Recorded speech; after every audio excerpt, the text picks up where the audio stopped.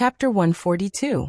Xiao Mo's intuition told him that Xiaoqing was definitely not lower than level 4. A level 4 wood ability user's value was needless to say. Now that Xiaoqing and Yan Qiyu were a couple, it meant that Xiaoqing was already a member of their base. Well, it seemed that he had to treat Xiaoqing better. What if Yan Qiyu couldn't keep Xiaoqing tied to him? We've got what we need. Collect some autumn tangs and let's go. After Qiao Mo finished speaking, the ability users quickly collected a bag of autumn tangs and prepared to retreat.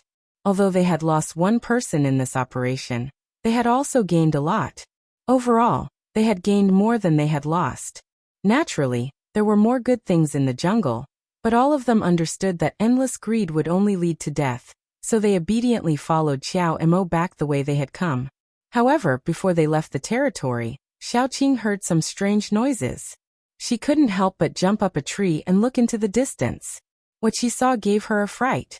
In front of her, there was a dense mass of marching ants that she couldn't see the end of. These ants had another name. They were called man-eating ants. There were many of them, and when they came out to hunt, they often came in a nest of ants, like a marching army. Moreover, these ants were especially scary. Wherever they went, not even a blade of grass grew. Whether it was animals or plants, they would be eaten in an instant. Even an elephant would not be able to last more than a few seconds before it was gnawed into a skeleton. Even with Xiaoqing's temperament, she couldn't help but change her expression. She quickly jumped down the tree, picked up Yan Qiyu, and said, "Split up, marching ants." This time, Xiaoqing didn't need to explain. The group quickly divided into two groups.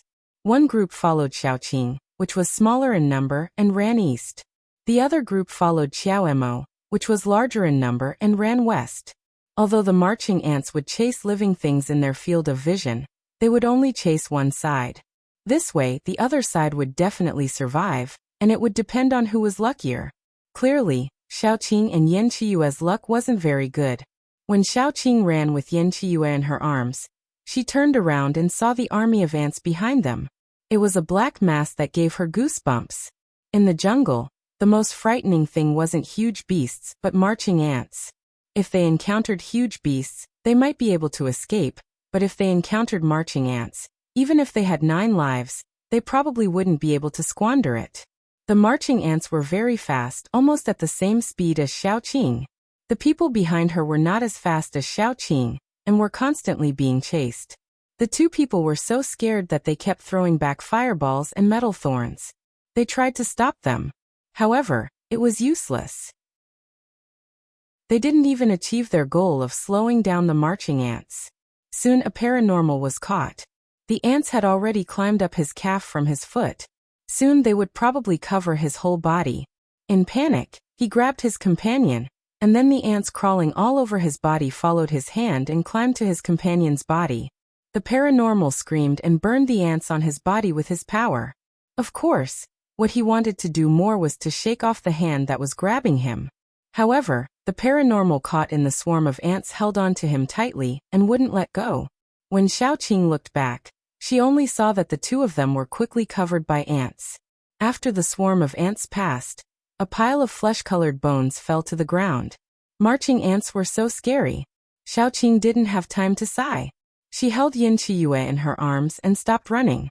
Instead, she shot out vines and swung from tree to tree like Spider-Man. It was faster this way, and she gradually got rid of the marching ants. The marching ants were very fast, but when they passed by, they had to eat the nearby plants and animals, so their speed was naturally slower. Xiaoqing ran desperately again. Although she was still holding Yan Qiyu in her arms, she was still faster than the marching ants. "Aching, there is a river in front," Yan Qiyu said with some surprise. He was very self-aware that he couldn't run fast. If he insisted on being brave, he would probably lose Xiaoqing, who came back to save him. Therefore, he stayed in Xiaoqing's arms very obediently. While they were running, Yan Qiyu saw a small river in front of them. It was about less than 2 meters wide. The water was clear. Ants should be afraid of water, right? Before Yan Qiyu could figure it out, Xiaoqing had already thrown out a vine and firmly wrapped it around a big tree on the other side of the river. Then they swung over. When they swung over, a crocodile jumped up in the middle of the river and tried to bite them. Then Yin Chiyue kicked it back into the river, and it turned over dizzily. They landed on the other side of the river. Even with Xiaoqing's physical strength, she couldn't help but gasp slightly. They looked back and were shocked. Those ants had gone into the river. At first, some ants floated in the river and drowned in the end. Later, those ants learned to be smart. They huddled together and rolled into the river. When they passed by the crocodile, they also ate the crocodile that had just turned over. Yin Chiyue's eyes widened. Before he could say a word, Xiaoqing carried him and ran away again. He only had time to take a look before he saw a huge black mass of ants rolling ashore, and then quickly spreading out. Some ants at the outermost edge drowned, but 99% of the ants successfully crossed the river. 99% of the ants were heading in their direction again. Along the way, no matter if it was a big tree or grass, a rabbit or a wild wolf, they were all eaten up. Yin Chiyue's heart was thumping. After a while he suddenly said, "We can actually turn around." Xiaoqing was also stunned for a moment. Then she quickly turned around and hung herself and the person in her arms on a big tree from afar. Then, the two of them watched as the mighty army of ants ran straight ahead. Not many of them turned around to look for them. Xiaoqing, Yin Chiyue. So why were they running for their lives? Chapter 143. When people were in danger, they would probably be confused. They actually forgot to change direction after leaving a safe distance. Leaning against the tree, Xiaoqing kept gasping for breath. As soon as they were safe, she found that even Yin Chiyue was covered in a thin layer of cold sweat. She reached out to wipe his forehead. While wiping, her hand froze. How do we get out? Anyway, she didn't know the way. Even if she wasn't a directionally challenged person, in this jungle, she would become a directionally challenged person. She could indeed find a way out. After all, no matter where they went, they would get out of the jungle sooner or later. However, it was not certain where they would end up after getting out. Yin Chiyue bit his nails. After a while he said, "I remember that many years ago, I read in a textbook that if you cut down a tree, you can tell north from south by looking at the growth rings. The book also said that you can tell by looking at the sparseness of the leaves." Xiaoqing looked up expressionlessly. Above her head were dense leaves. She could barely see the sun, not to mention the north, south, east, and west. Then, Yin Chiyue looked around and finally said, "Let's go in the opposite direction of the army ants." No matter what, they had to avoid the group of crazy ants first. Xiaoqing also nodded. The two of them went in the opposite direction of the army ants. Although they were alone, they were not worried. Xiaoqing and Yin Chiyue's strength was not low. In terms of safety, as long as they didn't encounter a group of ants like the army ants, there would be no big danger. Xiaoqing's space was not short of food. There were even pots and pans and seasonings. Therefore, even if the two of them walked slowly, they could live a comfortable life. The two of them tried their best to walk along the river. There was a water source and fish in the water. Their life was not bad, but Yin Chiyue was a little unhappy. That night was the first time in his 20-odd years of life that he had had sex. It was fine if he didn't have sex, but once he did, he couldn't control himself. Especially when the person he liked was by his side and there was no one in the way. Yin Chiyue was a little restless. But Xiaoqing refused to have sex with him. At most, when she couldn't take it anymore, she would press him to the ground and give him a good whipping. But when it came to the real thing, there was nothing else. How could Yin Chiyue tolerate this? He felt wronged. He felt that he had always liked Xiaoqing, loved Xiaoqing, and stuck to Xiaoqing. It was probably his wishful thinking. This was because Xiaoqing had never said that she liked him, nor had she ever promised him anything. It was simply because he had chosen her as his first choice. Even in the past, it was because Xiaoqing had been poisoned that they had such an intimate relationship. In fact, Xiaoqing had never admitted their relationship. Yin Chiyue was very depressed. Indeed, that night, Xiaoqing was very gentle to him. She was so gentle that every time he thought about it, he couldn't help but blush. However, Xiaoqing was a person who was cold on the outside but warm on the inside. Even if it was someone else, she would still be so gentle. Therefore, after that night, Xiaoqing refused to have the most intimate relationship with him again. Thinking about it this way, Even if he called her darling, and even if others called her sister-in-law or sister-in-law, she would only be indifferent and never respond. Perhaps Xiaoqing would leave at some point, probably after she recovered from her injury. So when he said that he had to find a way to make her recover, she only smiled faintly and didn't say anything. Thinking about it, Yan Qiyu became even more depressed. He believed that he had nothing that could make Xiaoqing stay. Money. Power. Xiaoqing didn't care about those things. Strength. Xiaoqing was probably stronger than him. Body. He wanted it, but it didn't mean that Xiaoqing also needed it. Chapter 144. For example, these days Xiaoqing was a zombie, so she didn't need it at all. He was the one who kept pestering her. However, Xiaoqing was willing to play with him, so she still cared about him. What are you thinking about? Xiaoqing made a fire and couldn't help but glance at Yan Qiyu. Yan Qiyu's expression just now was very complicated. One moment he was depressed, the next moment he was about to cry, and the next moment he was a little sweet. Xiaoqing wanted to go up and touch his forehead to see if the temperature was wrong. Yan Qiyu coughed softly, but still didn't say out what he was thinking. He just said, "I'm thinking, when can we go out together?" Xiaoqing estimated that when they returned to the base, her injury would be almost healed. It was time to go to the air dye. Parting was close at hand. Xiaoqing couldn't help but say to Yan Qiyu, "I just went to find some non-poisonous mushrooms and made a pot of soup for you. You have to develop the habit of drinking soup when you eat. It's good for your stomach. When you do something in the future, set an alarm.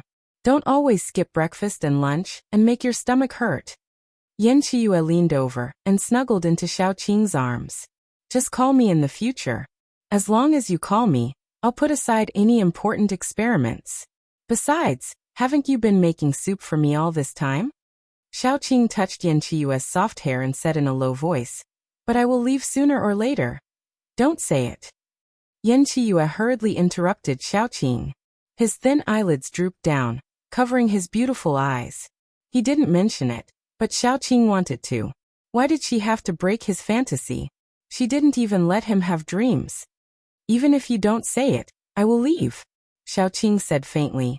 "My body has almost recovered. After I send you back to the base, I will go find my family." Yan Qiyu curled up into a ball in Xiaoqing's arms, looking very pitiful. Even though he was tall and thin, he was still a man. He curled up into a ball and trembled slightly. Xiaoqing couldn't help but hug him and said softly, "Thank you for these days. If there's a chance, I'll come back to see you." Yan Qiyu didn't say anything else. He just trembled. It was as if he had returned to the day he killed his adoptive father with his own hands. Everyone saw him acting pitiful in front of the police, but no one saw that after everyone left, he curled himself into a small ball and trembled in his bed all night. And now, he was even more despairing than he was back then. How could this person be so heartless? He could give up just like that. Yes, because he didn't care. Even if he threw it away casually, it didn't matter. Xiaoqing felt that something was wrong. She pushed aside the loose hair in front of Yan Qiyu's eyes, revealing his delicate eyebrows. When Yan Qiyu was in front of her, he had always been weak and submissive. Even after some intense things happened, he would show a vulnerable and sexy side. But there was never a time like this where Xiaoqing felt that he was so weak that he would break with a touch. Xiaoqing had never met this type of man before. So when they were together, she had always treated him with her clumsy gentleness. But now, Xiaoqing was at a loss. She held his face. Those beautiful eyes were dark and unfocused. Xiaoqing had heard Yan Qiyu talk about his past, including the killing of his adoptive father. Now, Xiaoqing knew that Yan Qiyu still cared about it. There was still a knot in his heart. And now, this knot had exploded. "Wake up." Xiaoqing frowned and whispered. After a long time, Yan Qiyu finally woke up a little. He curled up into a ball and buried his head in his knees. He looked panicked and helpless. Chapter 145. He was going to be abandoned anyway, so why should he struggle? Xiaoqing was a little anxious. She felt that she might have hurt Yan Qiyu. Now she was afraid that if she left, this cute man who called her baby with a sweet voice would break down. When they first met, Xiaoqing didn't think that she would have such a deep impact on a man. So she didn't worry about what would happen to this man if she left. Yan Qiyue, wake up. Xiaoqing pinched Yan Qiyue's chin and bit hard on Yan Qiyue's collarbone, leaving a shallow bite mark. There was even a little blood oozing out of the bite mark. Yan Qiyue trembled and couldn't help but raise a hand to cover his eyes. His fragile appearance was very pitiful. After a long time, he asked in a hoarse voice with a hint of fear, "Can't you not leave? You can bring your family over. Do you have a boyfriend? I won't tell him what happened between us. I just want to look at you. I can even look at you from afar. I don't have a boyfriend, but I have a child and many friends. When you met me, you saw my situation. They are probably injured, so I have to go back." Xiaoqing said softly, "I live in the S-City survivor base. I can promise you that if you want, you can move here. If you don't want, I will come back to see you after I settle my family." Yan Qiyue, who was prepared to be abandoned, moved his hand away. His red eyes looked like a rabbit that didn't get to eat a carrot, but now they were shining. "What did you just say?" "I said if you are willing to move here, we can live together. My house in the S-City survivor base is a little small. If you move here, I will apply for a bigger house. If you don't want to move here, it's okay. I will come to see you often." Xiaoqing just finished speaking, and Yan Qiyue, who was originally very dispirited, threw himself at her. He rolled in her arms. "Are you going to give up on me?" Xiaoqing was almost thrown to the ground by him. She quickly caught him. "No, I'm just worried that you are happy here and don't want to leave. If that's the case, if I say that I want to take you away and you don't want to leave, it will be a slap in my face. No, I will follow you wherever you go." Yan Qiyue was suddenly happy. He thought that he was going to be abandoned again. Fortunately, Xiaoqing was not going to abandon him. Yan Qiyue, who was relaxed, lay in Xiaoqing's arms contentedly and asked in a low voice, "Do you have a baby? How old is he? What does he like? Do you need me to bring something for him?" Xiaoqing stirred the fire and then said, "My son is 1 year old this year. He was born after I became a zombie, so his physique is different from ordinary people. Although he was born less than a year ago, he looks like a 4 or 5-year-old child. You don't need to bring anything for him. In addition, I also raised a zombie called Earbook. He doesn't bite, but he's very clingy. I also adopted a very pitiful girl called Xiaotong.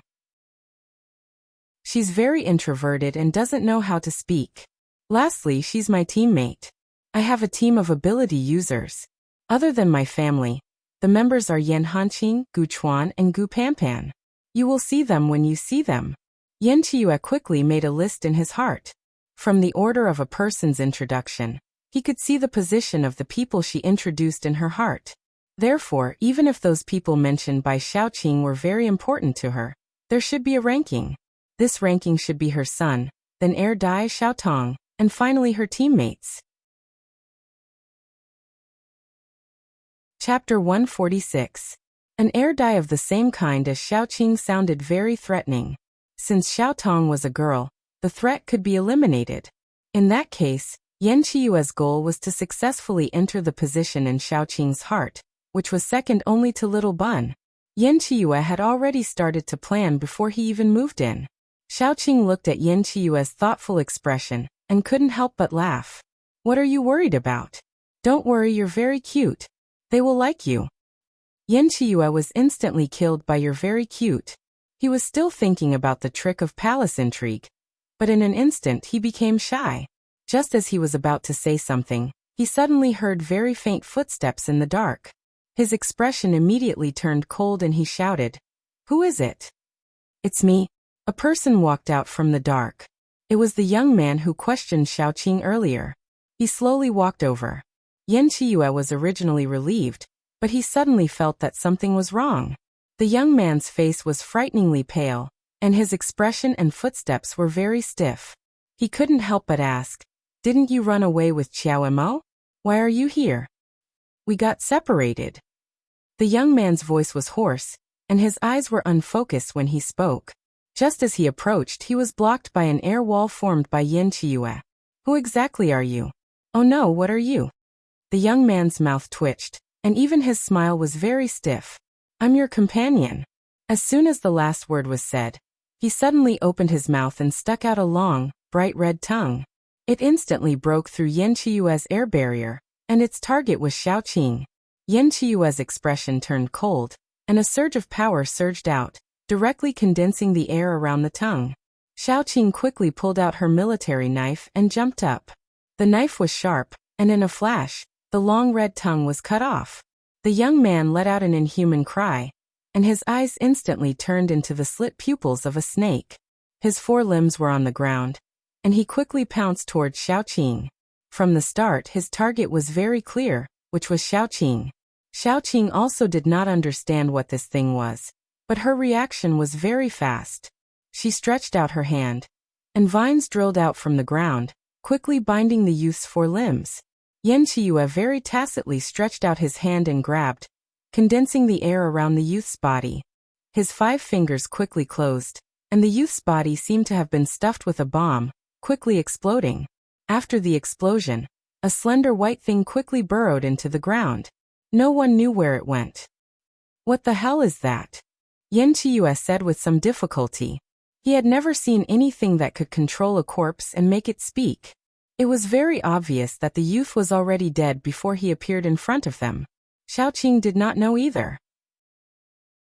She vigilantly released a hua, and then said, I'll keep watch tonight. Have a good sleep. If it comes in the middle of the night, and you're very tired, we'll lose half of our combat power. Yan Chiyue also knew that Xiaoqing had a special body. Even if she did not sleep for a few nights, it would be fine. He did not pretend to be strong, and just stretched out his hand to Xiaoqing like a spoiled child. Hug me to sleep, okay. Xiaoqing was expressionless. She had always been amenable to coaxing, but not coercion.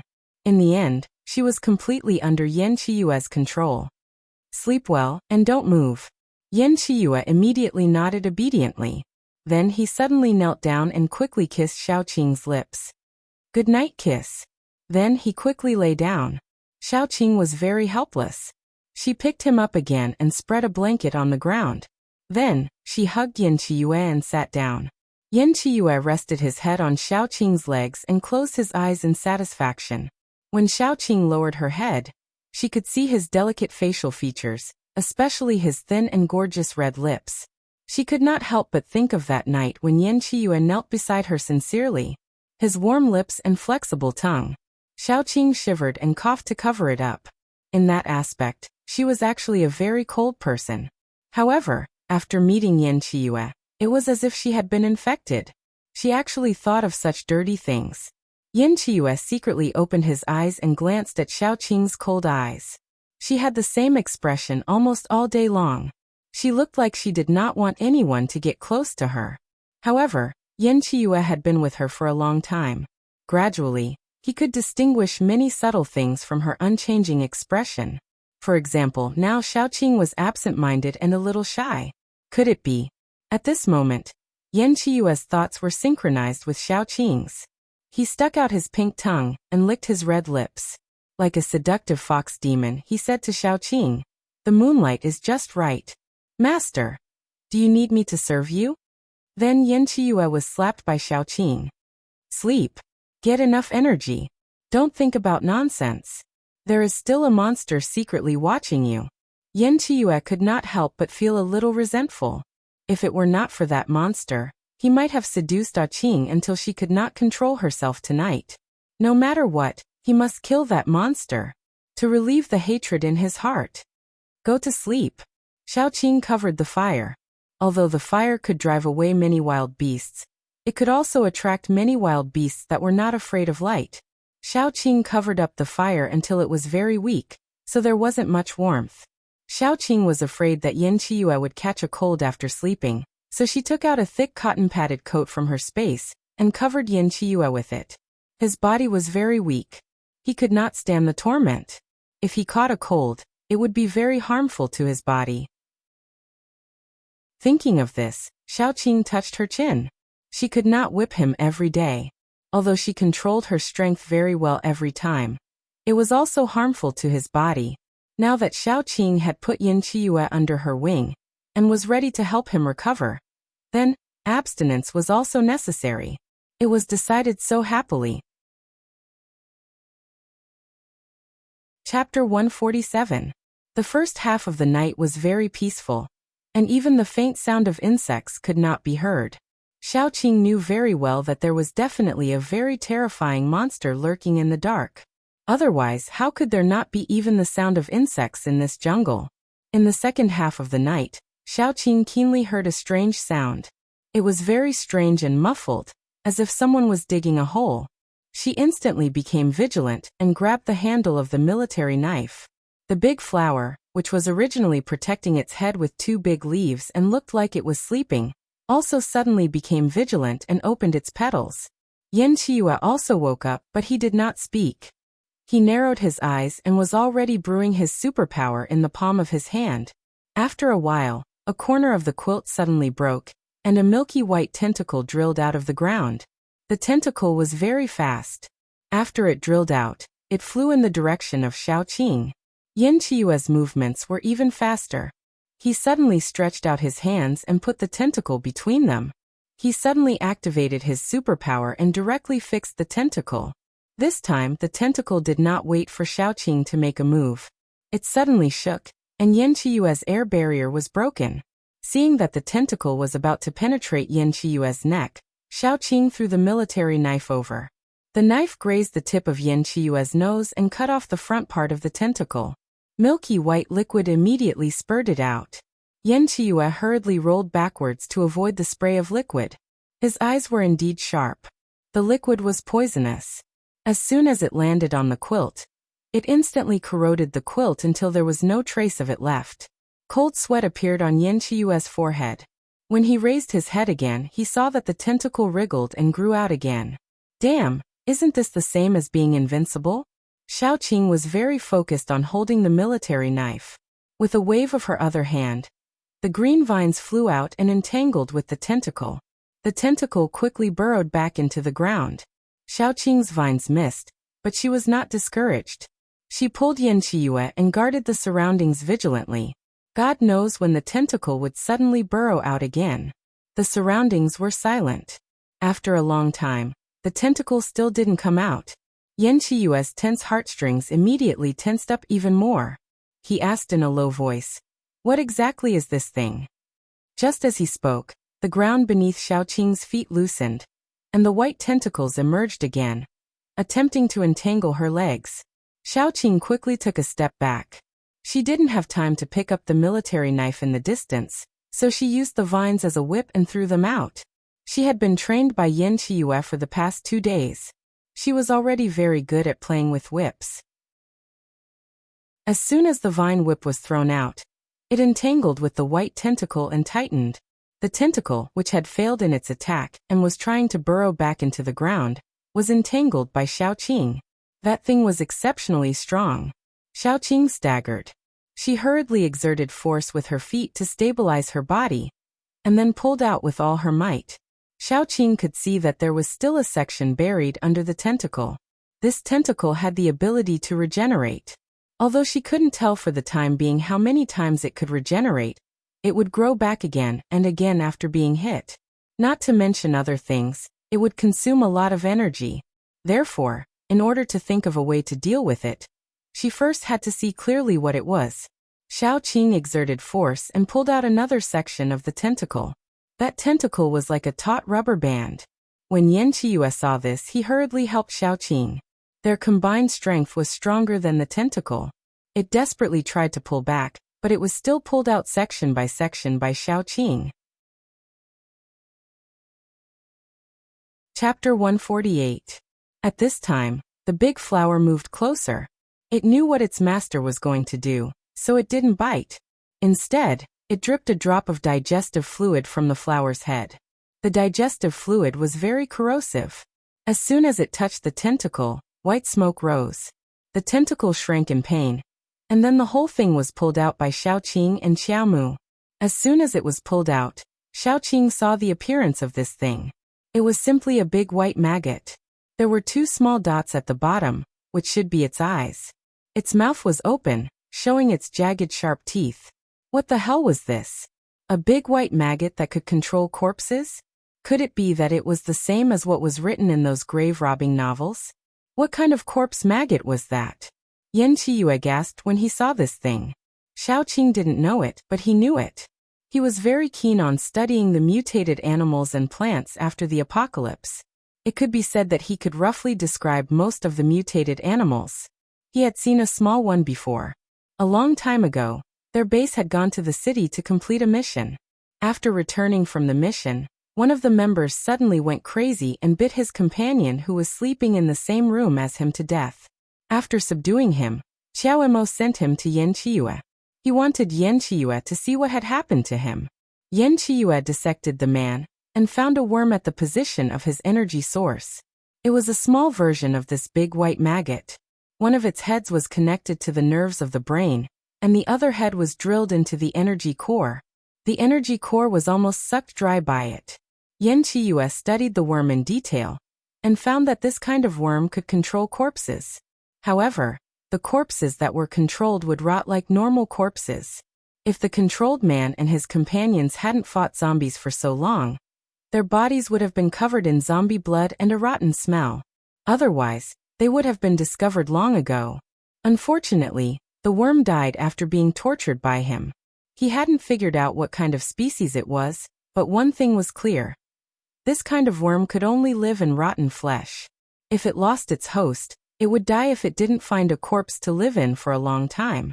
Yan Qiyu quickly told her what he knew. Xiaoqing couldn't help but frown. It wasn't her fault. It was just that this thing was too disgusting. Even when it was tied up, it kept opening and closing its sharp teeth, spitting out yellow mucus. The yellow mucus was very corrosive. When it landed on Xiaoqing's vines, it almost corroded them. The white worm turned its head abruptly and bit the vine.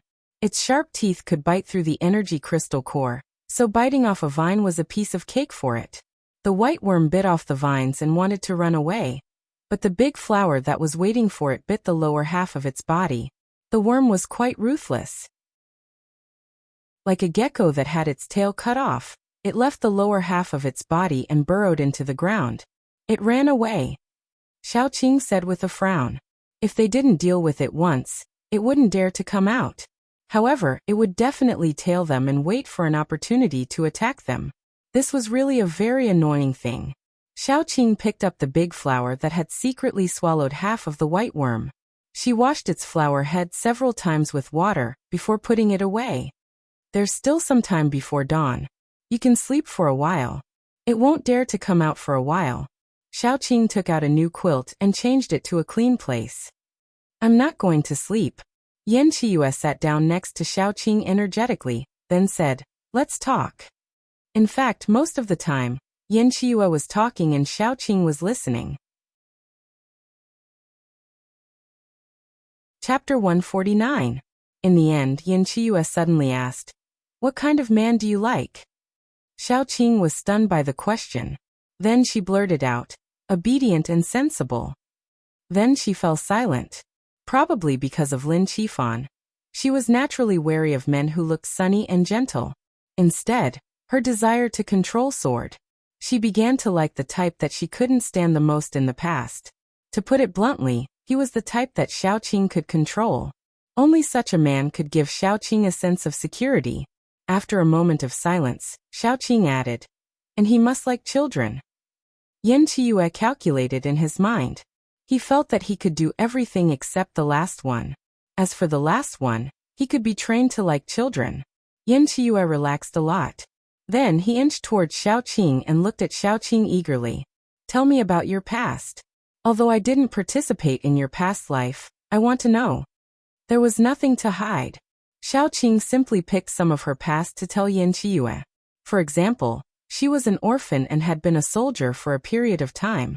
She was currently single and raising a child. Yan Qiyu's eyes were cold. He was so jealous of the man who could make Xiaoqing give birth to his child. However, Xiaoqing was currently single, which meant that the man was probably dead. Although that was his speculation, Yan Qiyu was still worried. He pretended to ask, will the child's father object to me living in your house? Xiaoqing lowered her head and polished her nails.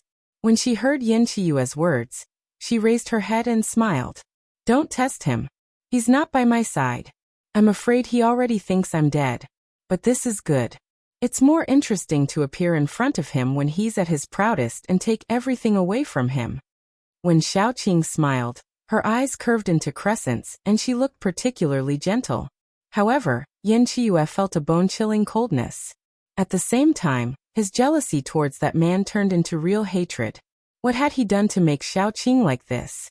Xiaoqing must have been very hurt back then. Otherwise, she wouldn't have hated him so much. When he met that man, he would definitely avenge Xiaoqing. Let's not talk anymore. You should sleep a little longer. We still have to hurry tomorrow morning.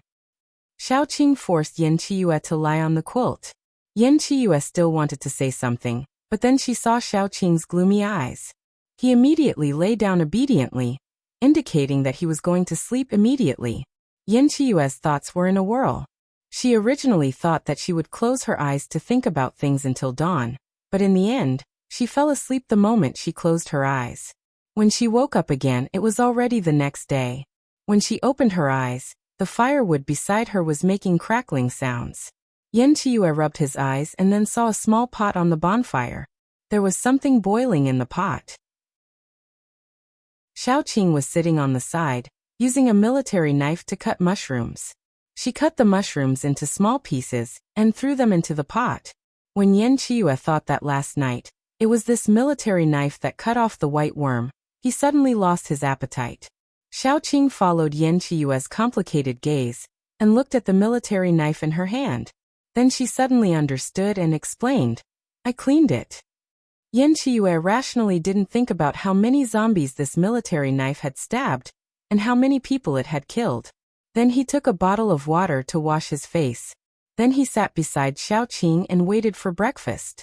Xiaoqing didn't need to eat, so there was only one possibility for her to get up early to cook, and that was for him. Thinking of this, Yan Qiyu's heart was sweet. Chapter 150. Yan Qiyu cooked the mushroom porridge. The rice was fresh, and she added some shredded jerky and chicken gizzards. There was also a plucked and cleaned pheasant lying beside it. The pheasant was caught when she went to look for mushrooms. She was going to make lunch for Yan Qiyu. In fact, old hens were the most suitable to nourish the body. There was no need to add anything else. She just added some ginseng and stewed the whole chicken. After stewing, she took the whole chicken out, tore it into strips and boiled it a little. The soup was delicious and the meat was soft. The key was that it was very nutritious. However, in the wild, there was no time to stew a chicken in such a complicated way. Xiaoqing was just going to chop the chicken and stew it with some mushrooms. The taste was not bad. The mushroom and shredded meat porridge was very delicious. When Yan Qiyu took the first bite, he drank a big mouthful because of the love porridge that Xiaoqing specially made for him. After the first mouthful, Yan Qiyu's eyes lit up. He finished a small pot of porridge by himself. Finally, he lay on the quilt and rubbed his stomach in satisfaction. His little belly was round and looked very good to the touch. Xiaoqing could not help but stretch out her sinful right hand and lift up Yan Qiyu's clothes to touch his little belly. It was soft and the skin was silky smooth. It felt good to the touch. Yan Qiyu, who was full and had his belly touched, was a little excited. Even if he could not eat meat, he could at least drink some soup, right? He lay on the quilt and winked at Xiaoqing. Baby, slap me, that ecstasy, the buttons that automatically unbuttoned, and the snow-white chest that was exposed to the air were indeed very seductive. Xiaoqing smiled and stretched out her hand. Yan Qiyu's body immediately tensed up, waiting for Xiaoqing to give him pain and pleasure. Then the buttons were buttoned up by Xiaoqing. Stop fooling around. There is still a monster hiding in the dark. Be good. Pack up and let's go. Yan Qiyu's eyes widened. Wait a minute, that was not how the script was written. He was already unable to hold back his thirst. However, Xiaoqing had already started to pack up. She cleaned the pots and pans and put them into her storage space. She began to think that she would go shopping again when she returned to the base to replenish her storage space. Yan Qiyu could only watch Xiaoqing pack up and wave to him. Let's go. We'll be safe once we leave this jungle. That thing couldn't possibly follow them all the way back to the base, so as long as they left the forest, they would have gotten rid of that thing. Yan Qiyu slowly got up and left with Xiaoqing. The forest was dense, and even the grass on the ground was knee-deep. In some places, the grass was almost as tall as a person. Even Xiaoqing and the others didn't dare to enter such bushes. Who knew what was living in there? If they failed, they would have a lot to cry about. For the rest of the afternoon, that thing didn't come out. At noon, Xiaoqing stewed a pot of chicken stew with mushrooms. The wild chicken in the jungle was especially tasty and chewy. Yan Qiyu ate it to his heart's content. If it weren't for the fact that he couldn't preserve it, he would have caught a few back and let Xiaoqing cook it for him. 2 days had passed since the night of the sneak attack. Xiaoqing and the others took a detour and returned to the place where they picked up the lantern flowers. Xiaoqing also picked a lantern flower and used a thin branch as the stem. She strung the stem with a string and used it to make a lantern. At night, the lantern's light was very weak, but it was very beautiful and wouldn't attract wild animals. It was killing 2 birds with 1 stone. On the 4th day, they were almost at the edge of the forest, but they still didn't meet Xiao Mo and the others. The big white bug also didn't appear again. Yan Qiyu thought that it had given up. However, even if it didn't appear, the 2 didn't let down their guard at all. After all, this was a matter of life and death.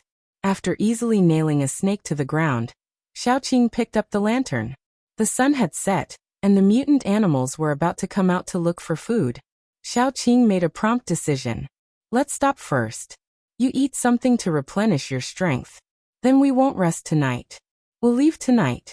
We're not far from the forest. Yan Qiyu nodded and took the initiative to patrol. Xiaoqing used the materials on the spot to skin the snakes she killed and take out their gallbladders. The more poisonous a snake was, the more tender its meat was. When Xiaoqing was active in the Golden Triangle, she often used the local materials and ate all kinds of wild animals. Dealing with snakes was a piece of cake. She pulled out the fangs and removed the venom sacs. The remaining snake meat was not poisonous at all. There was no need to add any seasoning. She simply added some oil, salt, soy sauce and vinegar to cook it, and it was delicious. The snakes were skinned and boned, so they couldn't be eaten at all. She dug through the grass and picked up 2 toads. Toads were also poisonous. The lumps on their backs would ooze out toad crisps. Although they looked ugly, they could be eaten even if they were skinned. When a person was in a desperate situation, they could really eat anything. Xiaoqing used to have a teammate who was proficient in this aspect. He had stewed radishes with toad meat for her. Without thinking about the raw ingredients, the taste was superb. Xiaoqing added a little bit of chicken essence to make it more fresh, and then a pot of meat was ready. The white and tender meat floated in the milky white soup, and the aroma spread for a few miles. She called Yan Qiyu back and scooped a bowl for her. Try it. Yan Qiyu took it and tasted it. The meat was tender and fragrant. When he bit it, the soup overflowed. It was more delicious than the delicacies he had eaten. Yan Qiyu couldn't help but take a sip of the soup. The soup was very fresh. Although there were no seasonings, it was enough to be called fresh. He ate several bowls and even drank the soup. He wiped his mouth and touched his belly. Then he asked curiously, "What kind of meat is this? It tastes very good, but I can't tell what animal it is." Xiaoqing calmly cleaned up the pot and then said, "The big piece is toad meat, and the small piece is snake meat. Remove the bones, cut them into pieces and stew them." I said it tastes different. Yan Qiyu froze. He suddenly realized that Xiaoqing seemed to be talking about toads and snakes. His stomach immediately turned. Was he going to vomit or vomit? Chapter 151. As they ran forward, Yan Qiyu's expression was extremely strange. She looked like she wanted to vomit but couldn't. In short, her expression was very strange. Xiaoqing, on the other hand, calmly followed beside her. But when they moved forward, she would carefully listen to the nearby sounds. The closer they were to the edge of the forest, the calmer and more cautious she became. The most dangerous place was the safest place. This sentence was the same in reverse. Xiaoqing couldn't help but remind Yan Qiyu, "Be careful. We'll be able to leave the forest soon. This is its last chance." Yan Qiyu nodded cautiously. He was also an experienced person. Naturally, he knew how many people failed at the last step. He was now working hard in both his love and career. He didn't want to fail here. The two of them reached the edge of the forest. They were about to step out of the forest, but they still didn't hear the monster's attack. Just when they thought that the monster had given up on them, a large milky white worm drilled out of the ground right under Yan Qiue's feet. This time it had improved a lot. Xiaoqing didn't hear any sound, and it reached under Xiaoqing's feet. If it were someone else, they might have been tricked by it. However, Xiaoqing and Yan Qiue had been vigilant for the whole night. Naturally, they wouldn't be tricked. Xiaoqing cut the big white worm's head with the military knife in her hand. The worm suddenly lowered its head and swung its tail at Xiaoqing's wrist like a whip. The knife in Xiaoqing's hand spun in a circle, as if it was dancing. Then she stabbed the big worm's tail in a very awkward position. This time the big worm was stabbed through. It was so painful that the big worm curled its tail and swung it at Xiaoqing with the military knife. Xiaoqing didn't have time to pull out the military knife. She rolled and dodged the whip. The big white worm's tail fell hard on the ground, creating a small hole. Yan Qiue immediately froze the air around the big white bug, making it unable to move temporarily. Xiaoqing stretched out her 10 fingers and grabbed the bug's tail. Even with Xiaoqing's mental fortitude, she couldn't help but want to vomit. Xiaoqing's fingernails had already pierced into the big white worm's tail, and a milky white liquid immediately emerged. However, Xiaoqing's fingernails were exceptionally tough and did not corrode. The big white bug turned its head and wanted to bite Xiaoqing, but Yan Qiue punched it in the face. Yan Qiue's palm was covered with an air barrier, and the punch made the big white bug lean back. Then, the big white bug was tightly bound by vines that drilled out from the ground. Xiaoqing grabbed its tail and tore it with all her might. The big white bug's tail was torn into two from the middle, all the way to the middle of its body. It shook its head and wagged its tail in pain. Suddenly, a strange white light appeared on its body, and the vines dissolved in an instant. The big white bug straightened up like a carp, and the lower half of its body instantly grew back. It turned around and was about to burrow into the ground to escape. This time it was in pain. It clearly understood that it was definitely no match for Xiaoqing and Yan Qiue. It was ready to give up on Xiaoqing, an excellent host. It wanted to run, but Xiaoqing wasn't going to let it run. Who did it think she was? It wanted to run away after harassing her? How could there be such a good thing in the world? Xiaoqing sneered. She didn't use her vines to block it. She just waved her hand, and a few black cracks suddenly appeared beside the big white bug. The cracks were very small, and looked like miniature versions of lightning.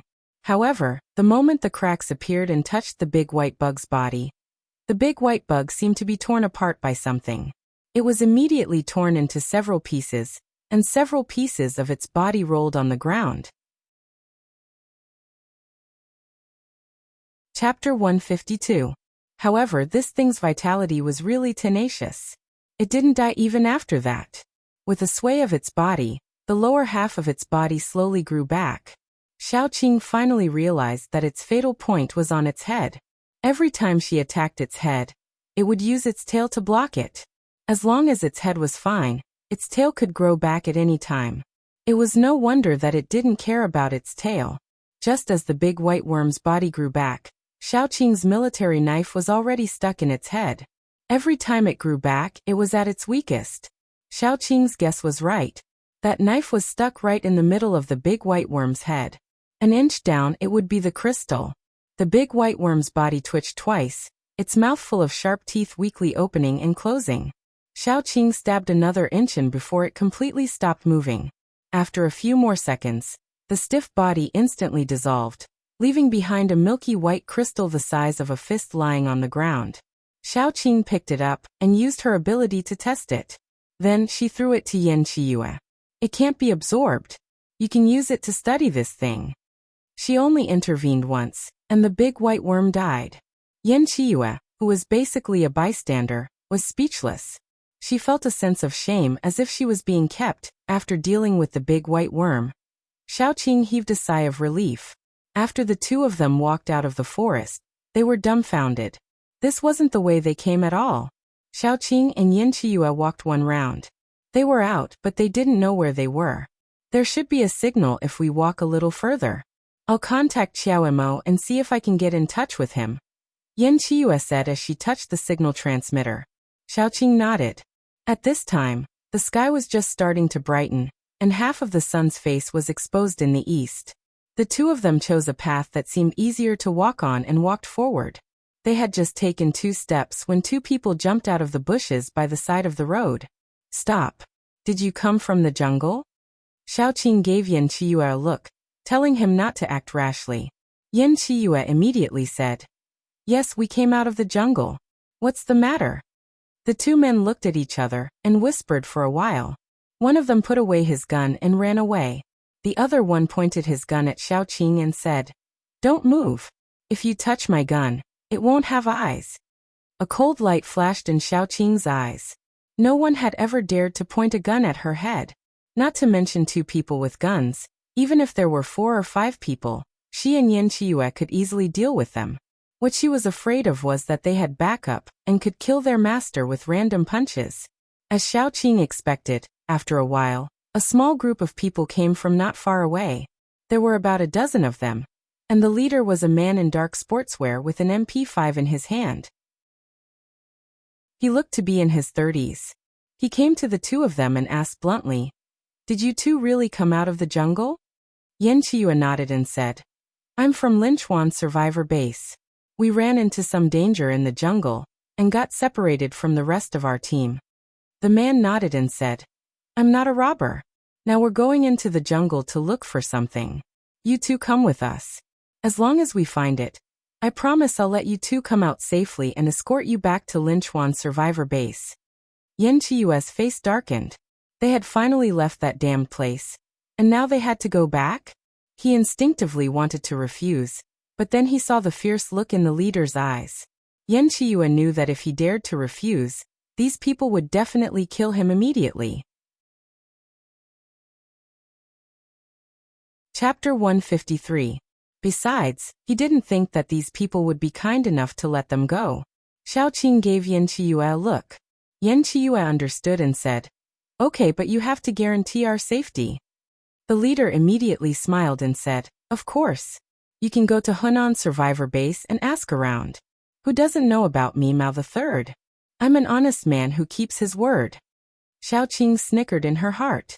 What an honest person. She could clearly see that this group of people was plotting something big.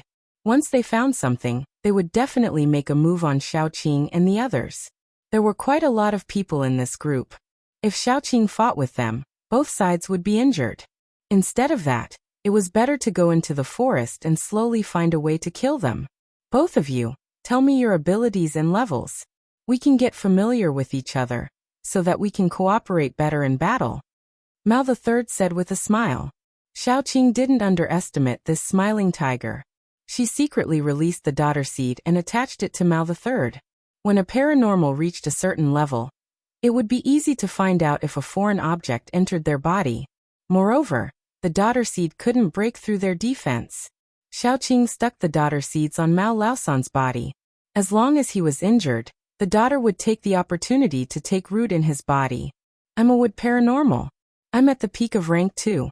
The plants I tamed are vines and man-eating flowers. Xiaoqing raised her hand and released a vine. She hid her aura very well. The level of her aura was at the peak of rank 2. It was enough to fool Mao the Third. Yan Qiyu wasn't as good as Xiaoqing in this aspect. He couldn't hide his aura perfectly. Fortunately, his level wasn't high. I'm also at the peak of rank 2. My ability is air manipulation. Mao the Third was scared for a moment, but then he relaxed. 2 second-order pinnacle paranormals were not weak, but his team's overall strength was much higher than Xiaoqing's, so he didn't have to worry about not being able to control them. As a result, Xiaoqing and Zhang Wuji, who had just left the forest, had no choice but to bitterly return.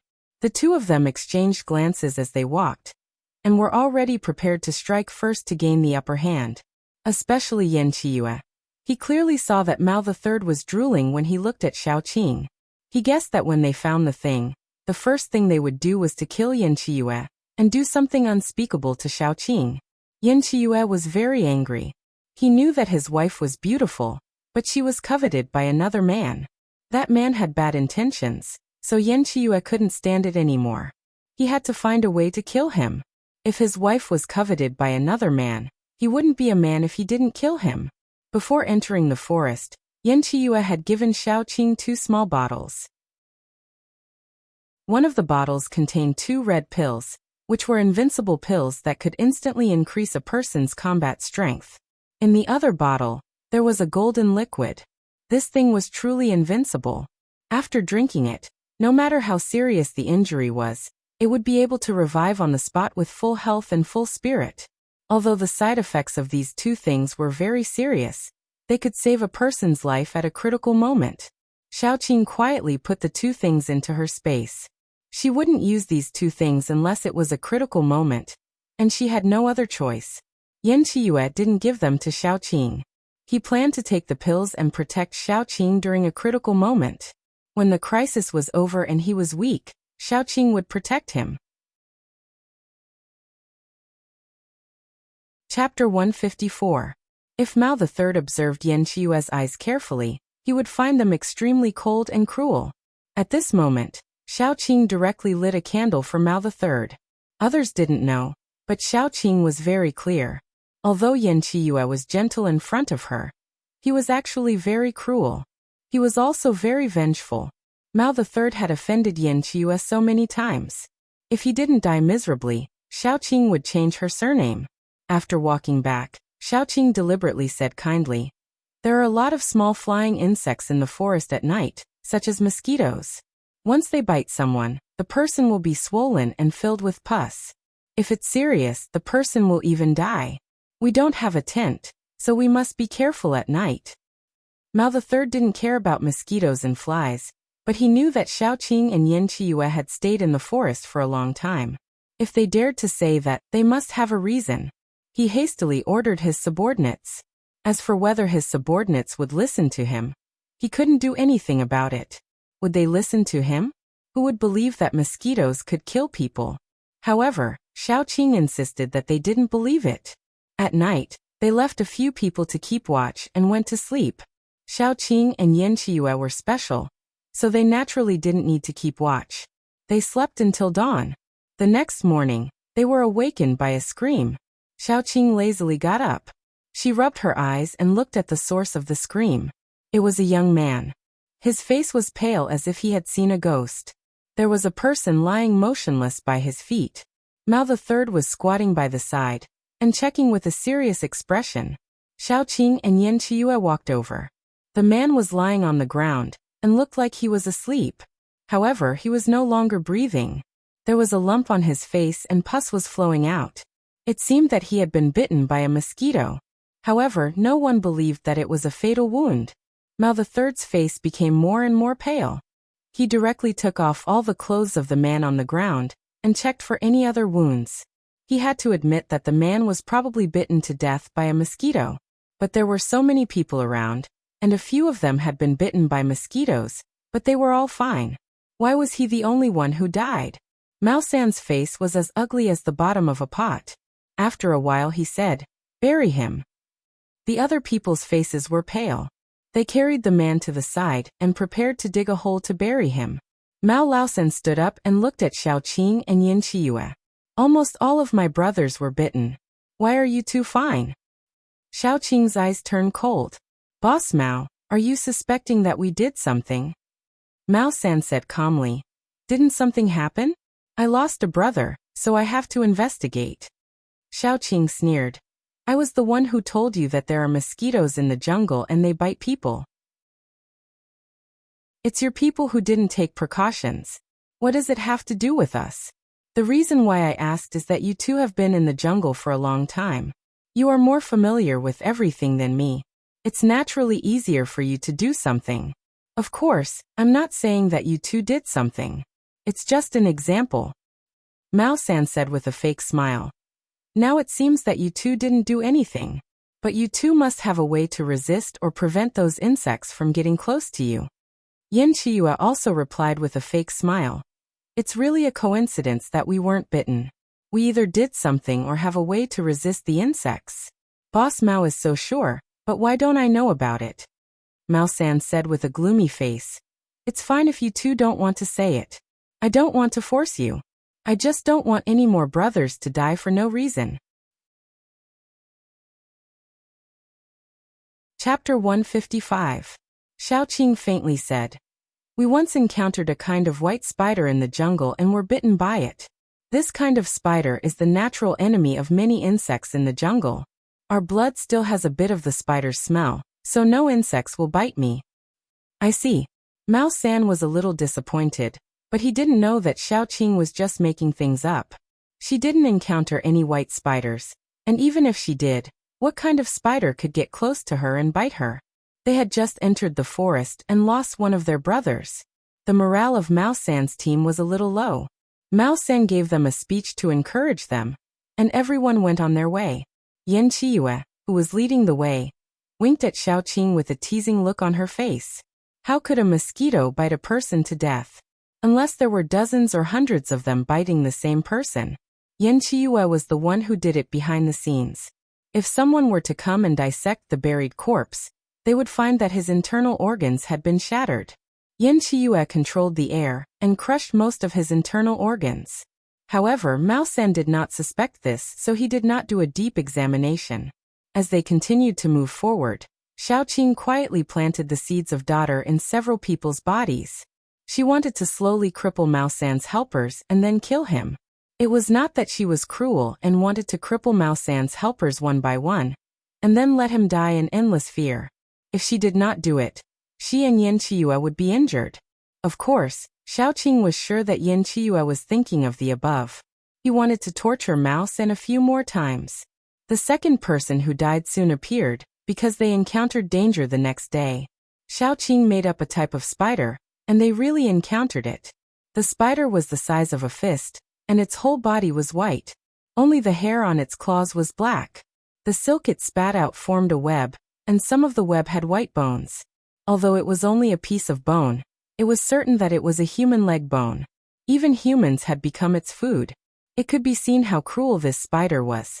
What was even more frightening was that when it encountered an enemy, the large spider would instantly discharge a pile of small red spiders from its lower body. The color of the small spiders was as bright as blood, and it was obvious that they were highly poisonous. At first, it was one of Mao San's men who discovered it. He went behind a tree to relieve himself. Just as he undid his belt, a white jade-like spider suddenly appeared in front of him. Before he could react, his face was covered in spider silk. Then he felt a sharp pain on his neck and could not get up again. Mao San waited for a long time and didn't see him return, so he sent people to look for him. Then he saw that the man's body was densely covered with hundreds of spiders. In just a short while, the man's flesh was sucked clean, leaving only skin and bones. He looked like a skeleton. The person who was sent to look for him was frightened.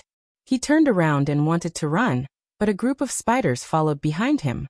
These spiders were very fast, and the person who was chasing after them shouted for his mother as he ran. When Mao San and the others heard his cries, they knew that something bad had happened. They released their supernatural powers and raised their weapons. They were instantly on alert. Then, they saw a row of white spiders behind the man's butt. A kid with a gun tried to shoot a spider in the stomach. With a bang, the spider burst out with green blood and lay there motionless. Before he could rejoice, a bunch of small red spiders crawled out of the dead spider's stomach. Chapter 156. The little red spiders were even faster than the white ones. They caught up with the man in the blink of an eye. One of them climbed onto his ankle and bit him. The man screamed and fell down. The rest of the spiders swarmed over and sucked out another man's jerky. Mao the third felt a chill seep into his bones. He roared, "Grab your weapons. Don't let this thing get close to you. Fire paranormals, go first." A fire ability user was the first to release a wall of fire. The wall of fire was indeed very useful against the white spiders. Once the white spiders touched the wall of fire, they would be instantly burned to death. Then they would release countless small red spiders. These small spiders weren't afraid of the wall of fire at all. As soon as they were released, they would lie on the wall of fire. Crunch, crunch, crunch.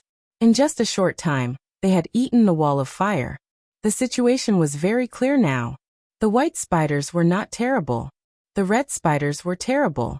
The wall of fire killed many of the white spiders and released many smaller ones. Mao the Third felt his legs go soft. He quickly asked Xiaoqing, "Haven't you seen these spiders before? What's their weakness?" Xiaoqing was stunned for a moment. Everything she said before was made up by her. She had never seen these spiders before. On the other hand, Yan Qiyue, the know-it-all, had a rough idea of what was going on. He quickly said, "These white spiders are especially fragile. The best way to kill them is to do what the brother just did, and use a wall of fire to kill them. As for those red spiders, they can eat elements. You must use something solid to kill them. However, don't get too close to them because they are highly poisonous." Yan Qiyue didn't want to kill Mao the Third and his men, but if they were all dead, who would kill the spiders? When Mao Laosan heard this, he immediately organized his brothers who had natural abilities to attack. Fire walls, water balls, wind blades, earth spikes, everything that one could think of. When the white spiders were almost killed, it was time for the wood and metal paranormals to act. As for those strength and speed paranormals, they could only hold small pistols and fire bullets from behind. They didn't dare to go up, because once they were bitten and poisoned, they would lose their lives. After a long time, they finally cleared out all the small spiders. Other than the two people who died at the beginning, there was also a pitiful person.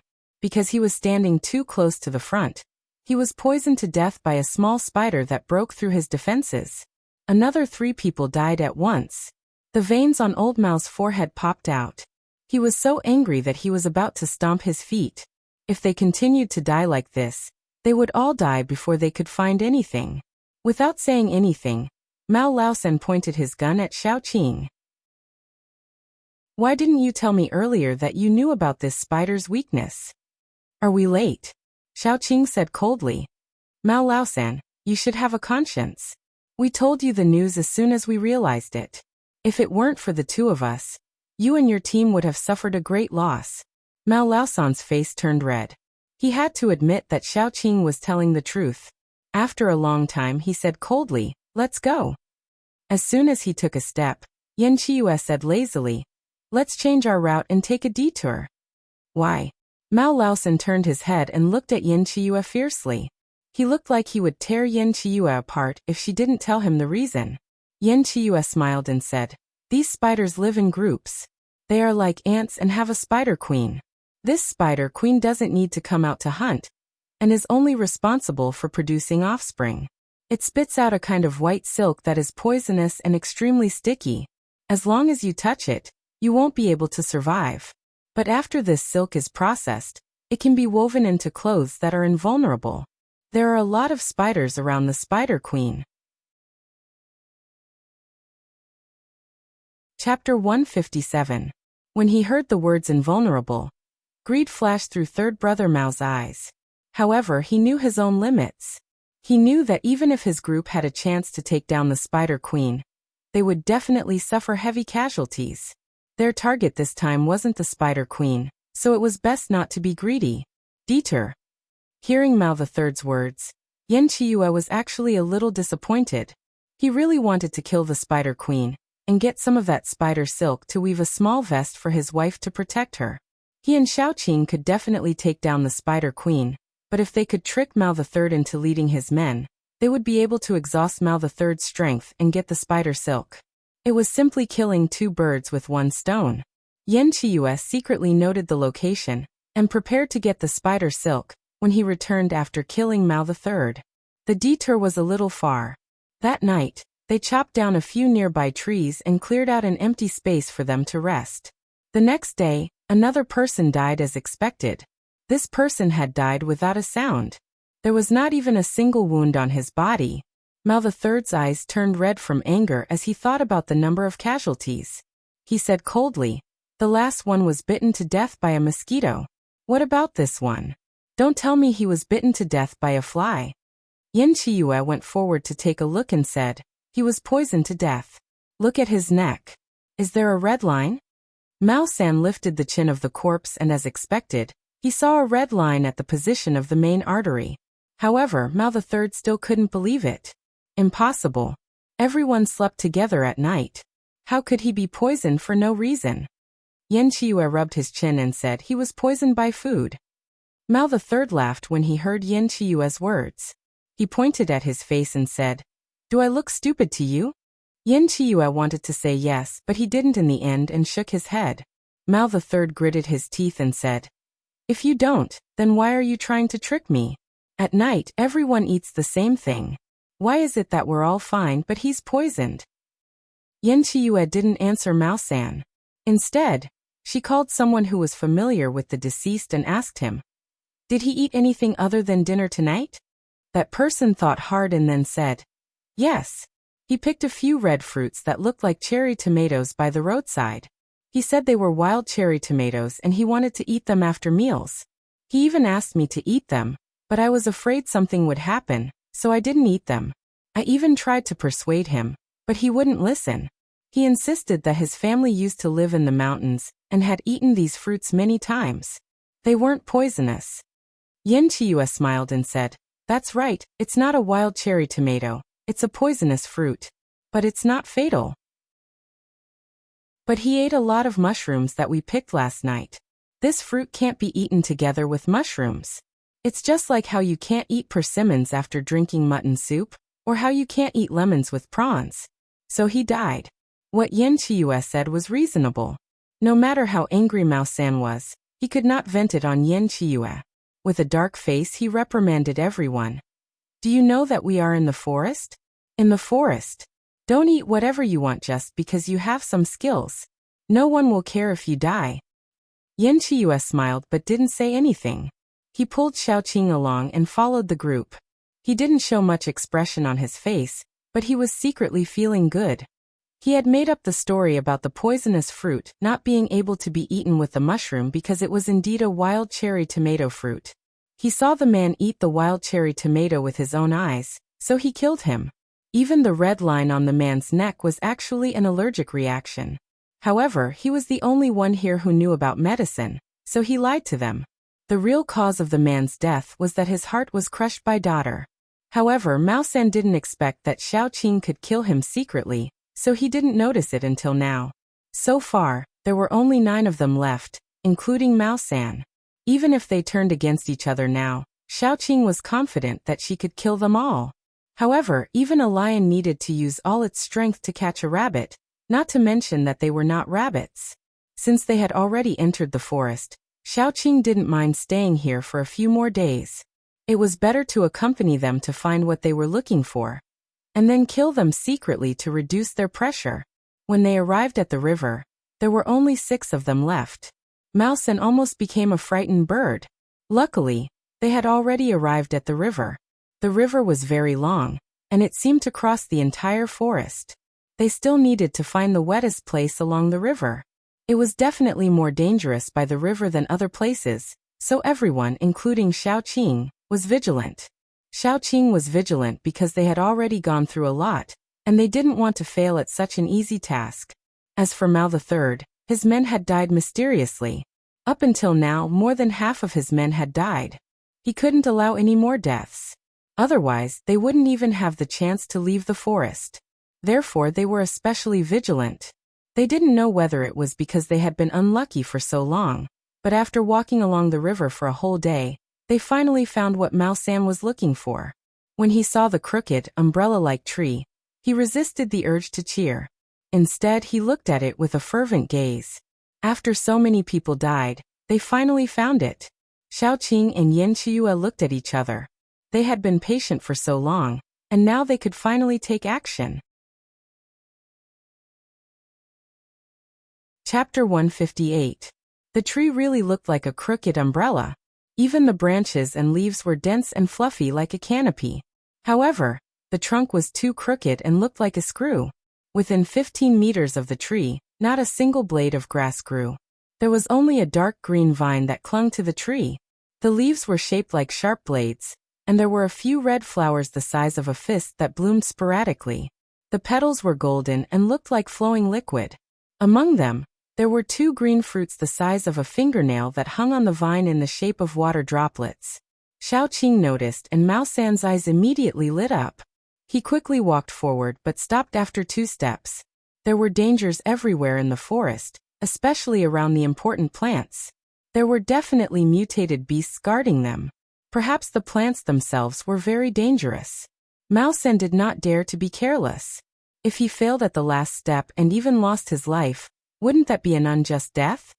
He called one of his subordinates over and let him go forward to test the waters. The subordinate was very brave and walked forward cautiously until he reached the bottom of the tree. There was no danger. The lackey turned around and looked at third brother Mao. Third brother Mao immediately signaled for him to pick the fruit. The lackey nodded and stretched out his hand. Before his fingertips could touch the fruit, he screamed and fell to his knees. The rest of the people looked carefully and saw a palm-sized scorpion on the ground. Its stinger had already pierced through the lackey's shoe and into his flesh. The subordinate twitched on the ground and his skin slowly turned green. After a while, it returned to its normal color and lay on the ground motionless. The others didn't dare to approach. A smart person picked up a stone and threw it over. When the stone hit the underling, his body was like a balloon that had been filled with water. With a pop, a hole appeared in his body. Pus and blood flowed out. In just a few seconds, there was only a pool of pus and a piece of skin left on the ground. The rest of the people's faces turned green. What kind of poison was this? It could melt a person's bones and organs into pus and blood in an instant. Old Mao Sen gritted his teeth and threw out a wind blade. The wind blade easily cut the scorpion on the ground into 2 halves. If they looked carefully, they would find that the scorpion came out from the ground. Mao III was smart this time. He asked the Earth Paranormals to harden the ground, and then he led the others to walk over carefully. The group of people slowly approached the big tree. Xiaoqing and Yan Qiuyue stood behind them and didn't move. Xiaoqing and Yan Qiuyue were not. What Xiaoqing and Yan Qiuyue needed to do now was to stand there and wait until Xiaoqing's men were almost all dead. Then they would go and pick up the spoils.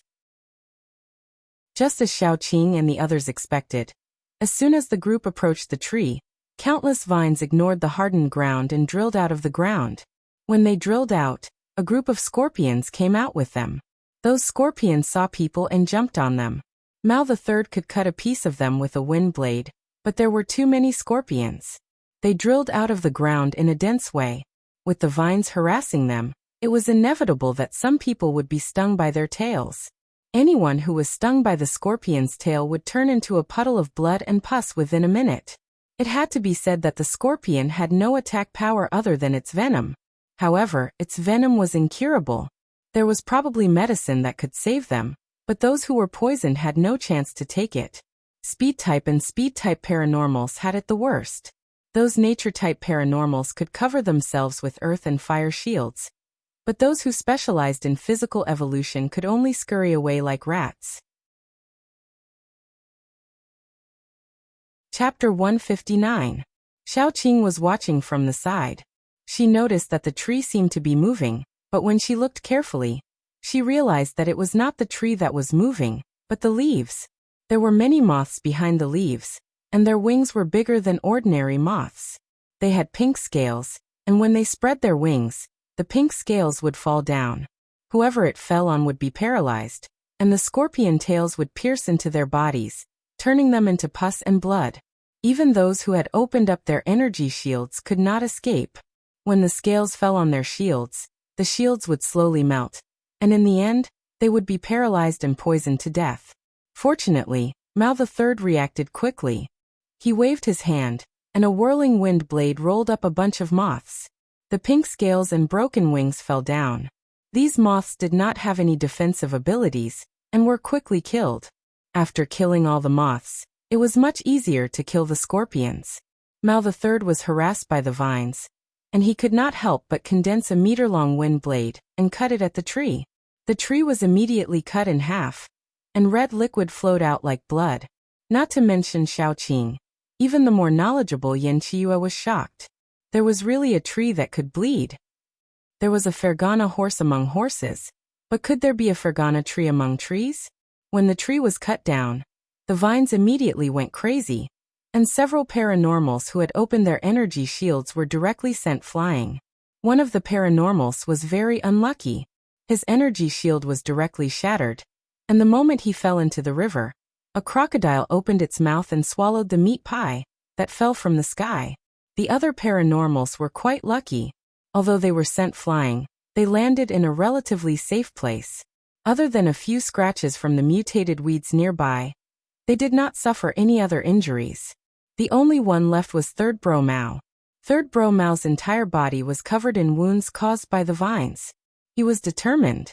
He didn't care if his ability would be overdrawn. He raised both his hands and used a big move. The wind blade was like a huge moon. It directly cleared the remaining scorpions and cut down the big tree. The 10-meter-tall tree suddenly collapsed, and the green vines fell to the ground. Blood-like liquid flowed out. Mao the Third was also lying on the ground, exhausted. He gasped for breath for a while, and then shouted, "Luzi, go and pick the fruit." After a long time no one answered. Mao the Third was a little angry. "Luzi, I'm calling you." Before he finished his words he was stunned, because Luzi's head was no longer on his neck. Not only Luzi, but the other paranormals who survived were even more miserable, because they were all killed by Yan Qiyue. They were all squeezed into a ball by the compressed air. Luzi died relatively quickly. Xiaoqing was still wiping the knife at the moment. Mao the Third's eyes were red. "You." Xiaoqing put the shiny knife back into the sheath and sneered. "What did we do? Didn't I just kidnap you and ask you to lead the way? How can you be so cruel?" Mao the Third could not get up for a while. He gritted his teeth and said, "Well, after all, I am a cruel person." Xiaoqing smiled. Mao the Third suddenly felt a sharp pain in his heart, and in the next second, he was already dead. Before he died, Mao the Third finally understood that his brothers who died in the accident were all killed by Xiaoqing and Luzi. Tender sprouts slowly drilled out of Mao the Third's dead body. Yan Qiyue took the energy nuclei of the paranormals and kindly piled them together.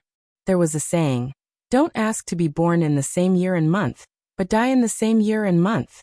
Don't ask to be born in the same bed, but die in the same coffin." He was just helping others. Wait, something was wrong.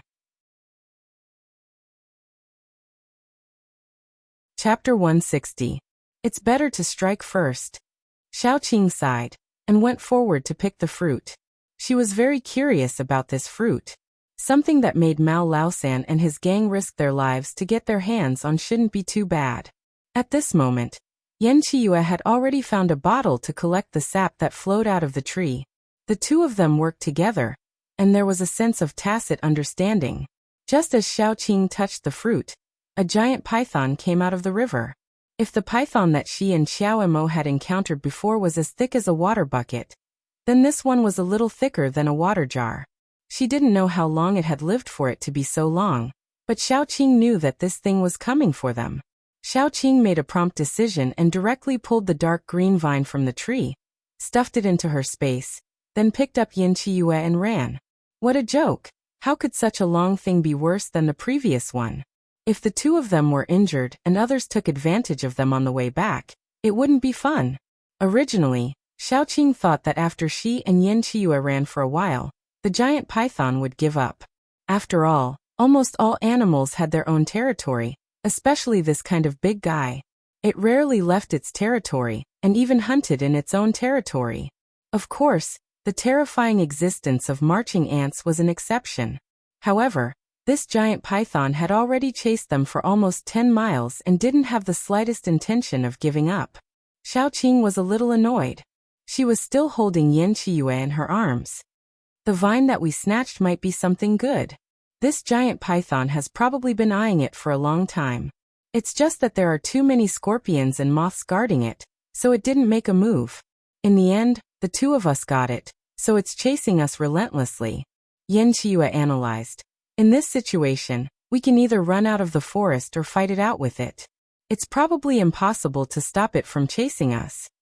Xiaoqing nodded and instantly reached a tacit understanding with Yan Qiyue. She turned around and directly threw Yan Qiyue out. While Yan Qiyue was in midair, he had already adjusted his posture. When he landed, he happened to be on top of the python's head. He held a dagger in his hand and steadily, accurately, and viciously stabbed towards the python's eyes. The python suddenly lowered its head. As it swung its body, Yin Chiyue tilted a little, and the dagger fell above the python's eyes, drawing a line of sparks. In the next second, the python began to roll around. Yin Chiyue clung tightly to the python's scales. He was dizzy from being tossed around. He gritted his teeth and vowed to stay on the python's head, but the python wanted to shake him off. Seeing that it couldn't shake him off, the python slammed its head against a tree. Yin Chiyue hurriedly jumped, and Xiaoqing's vine appeared around his waist. Xiaoqing exerted force and pulled him back. A big tree that needed two people to wrap their arms around was broken. The big tree fell to the ground, stirring up a cloud of dust. The scales on its body are too strong. When I stabbed it with the dagger, my hand hurt from the shock, but it's fine. Yin Chiyue was so angry that he cursed. Its weakness should be its eyes or something. Xiaoqing was still in the mood to joke while studying it.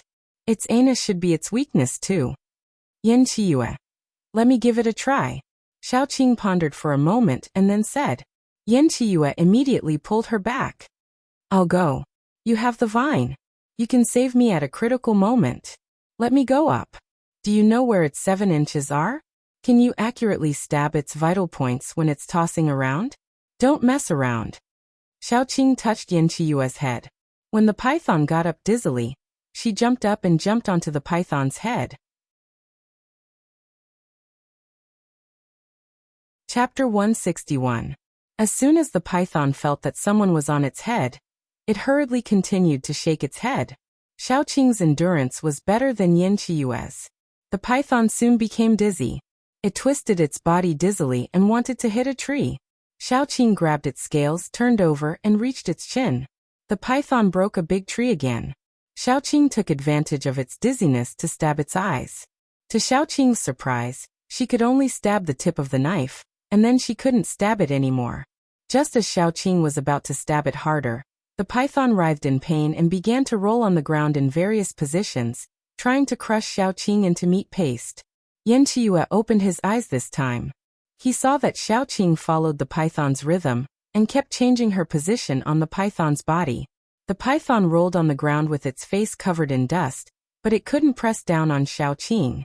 It was completely angry. All the scales on its body suddenly opened, like sharp knives. Xiaoqing was caught off guard. Her hands and waist were cut several times. When the python rolled again, she couldn't jump on the python's body unscrupulously, because she could only grab the scales. But as long as she grabbed the scales, her hands would be injured. Xiaoqing had no choice but to kick the python's body. She somersaulted to the ground, and then quickly returned to Yin Chiyue's side. Yin Chiyue's eyes were red. It didn't matter if he was injured, but that thing hurt Xiaoqing. It hurt Xiaoqing in front of him. Don't be impulsive. Xiaoqing grabbed Yin Chiyue. Take a few steps back. Go to a place where the trees are denser. It won't be as flexible there. Yin Chiyue suppressed his anger and followed Xiaoqing to a denser place. Sure enough, the python didn't give up and chased after them. As everyone knew, pythons were rarely poisonous. They relied on their huge bodies to strangle their prey and then swallow it. This one should be no exception. Its attack method had always been collision. For Xiaoqing and Yin Chiyue, who were more flexible, there was no danger at all. If it wasn't for its speed, it would be easy to shake it off. Xiaoqing threw Yin Chiyue onto a tree. She kicked the trunk, then jumped and landed on the python's head again. The military knife in her hand stabbed the python's eyes for the second time. Xiaoqing's technique was extremely accurate. Even when she was jumping, even when the snake's head was constantly shaking, she was still able to stab steadily into the same position as before. This time, she stabbed a little deeper. Once she hit the target, Xiaoqing didn't even bother to retrieve her military knife. She turned around and leaped onto a tree. Yin Chiyue immediately used his supernatural ability to squeeze the air around the military knife. His forehead was covered with cold sweat, but the military knife was inserted inch by inch. Soon it reached the handle. Unfortunately, the military knife was too short to stab the python's brain. Although it blinded one of its eyes and caused great pain, it wasn't fatal. The python rolled on the ground in pain. Countless trees were broken by its tail and body. Xiaoqing quickly jumped from tree to tree with Yan Qiyue. The trees behind them fell down one by one, but they couldn't keep up with their jumping speed. We can't. Its snakeskin's defense is too high. Neither of us can break through its defense. If this goes on, we'll exhaust our abilities and it won't die, Xiaoqing said very calmly. Yan Qiyue's mind was twisted. He couldn't help but ask, are we really going to attack its anus? Xiaoqing was speechless. What a joke. Let's observe it a little longer. Xiaoqing didn't give up and released vines to bind the python's body. However, as she expected, the thorns on the vines couldn't pierce the python's body at all. The python was so strong that it broke free with a struggle. She released daughter, which successfully entered the python's body. However, as soon as it entered, it was corroded by a strange energy. Needless to say, there was the man-eating flower and the autumn flower. Right, the autumn flower. Xiaoqing's eyes lit up. After subduing the plant, she released it for the first time. The autumn flower exuded a comfortable fragrance. It could increase the combat power of allies. Although it wasn't as good as the invincible pill, it didn't have any side effects. Moreover, it would be upgraded with Xiaoqing's level. In addition, the autumn flower also exuded a fragrance that made people feel weak.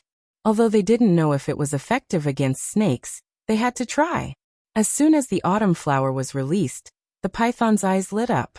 It rushed over, probably wanting to eat the autumn flower. However, just as it was about to get close, its speed became slower and slower. Finally, it collapsed on the ground. It works. Xiaoqing's eyes lit up. She tentatively walked forward and pulled out the military knife. Although the python wailed in pain, it didn't have the strength to move. The two walked around the python and stabbed it several times with all their strength, including the 7 inches of the python's body. Then they found that they couldn't even break the skin. The scales at the 7 inches were fine. They could stab it, but it wouldn't kill it. The key was its eyes. Xiaoqing stood there and gestured twice. The military knife was too short. No matter how she stabbed, she couldn't stab the python's eyes. She poked the python twice tentatively, causing it to howl. However, even if she poked its eyeballs, she couldn't kill it. Xiaoqing evilly poked the python's other eye and blinded it. This way, as a blind snake, it shouldn't be dangerous. After stabbing it blind, even if they couldn't kill it, they could leave. How could they chase a blind snake? Get out of the way. Yan Qiyue suddenly shouted in panic, and was about to rush over. Xiaoqing was stunned. It was too late. The python that couldn't move suddenly opened its mouth and spat out its blood-red tongue, swallowing her. Xiaoqing forgot that snakes didn't rely on their eyes to hunt. They relied on their tongue, which was their tongue.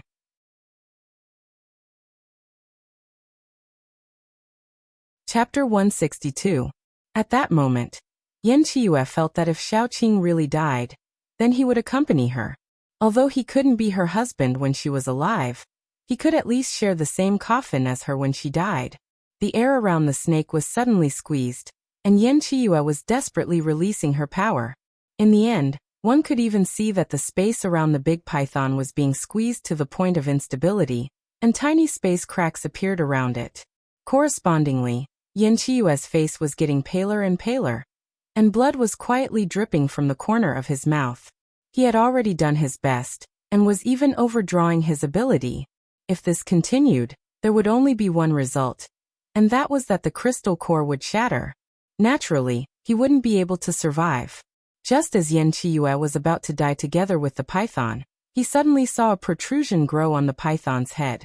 That protrusion grew taller and taller, and finally, with a poof, a large hole opened up in the python's head. Xiaoqing, who was covered in blood, crawled out of the hole with some difficulty. At this moment, her hair and body were covered in the python's flesh and sticky transparent liquid. She looked like she had crawled out of hell. Xiaoqing exerted her strength and pulled out her foot that was stuck in the hole. Before she could stand firm, Yan Qiyue rushed over. She was still covered in dirty things, but Yan Qiyue didn't mind and hugged her tightly. Xiaoqing coughed and said, "I'm fine." In fact, she did it on purpose. Otherwise, if she didn't know how long Qiutang could stun the python, would she dare to stand in front of the python and study it for such a long time? The python's weakness was none other than a few places. Attacking the eyes was useless, attacking the 7 inches was useless, and needless to say the anus was needless. Only the mouth and stomach were not protected by scales. She couldn't possibly stab the anus with the python's tail, right? After entering the snake's stomach, it was another question whether there would be a chance to get out. Therefore, Xiaoqing chose the most difficult but also the most promising place, the mouth. Snakes like to strangle their prey and swallow them. Their fangs were not used to kill their prey, but to inject poison into their prey. Therefore, when Xiaoqing was swallowed, she did not have to worry about being bitten. She threw out the vines and hung herself on the snake's fangs. Finally, she stabbed the snake's brain with a military knife. She tore open the python's insides with her bare hands and crawled out. The situation was too complicated before, so Xiaoqing didn't have time to discuss it with Yan Qiyue. She was also afraid that Yan Qiyue wouldn't agree to her taking the risk, and insisted on going alone, so she didn't discuss it with her. Xiaoqing couldn't help but comfort Yan Qiyue. It's just a snake. It can't kill me. Yan Qiyue put his head on Xiaoqing's shoulder, sighed with relief, and fainted.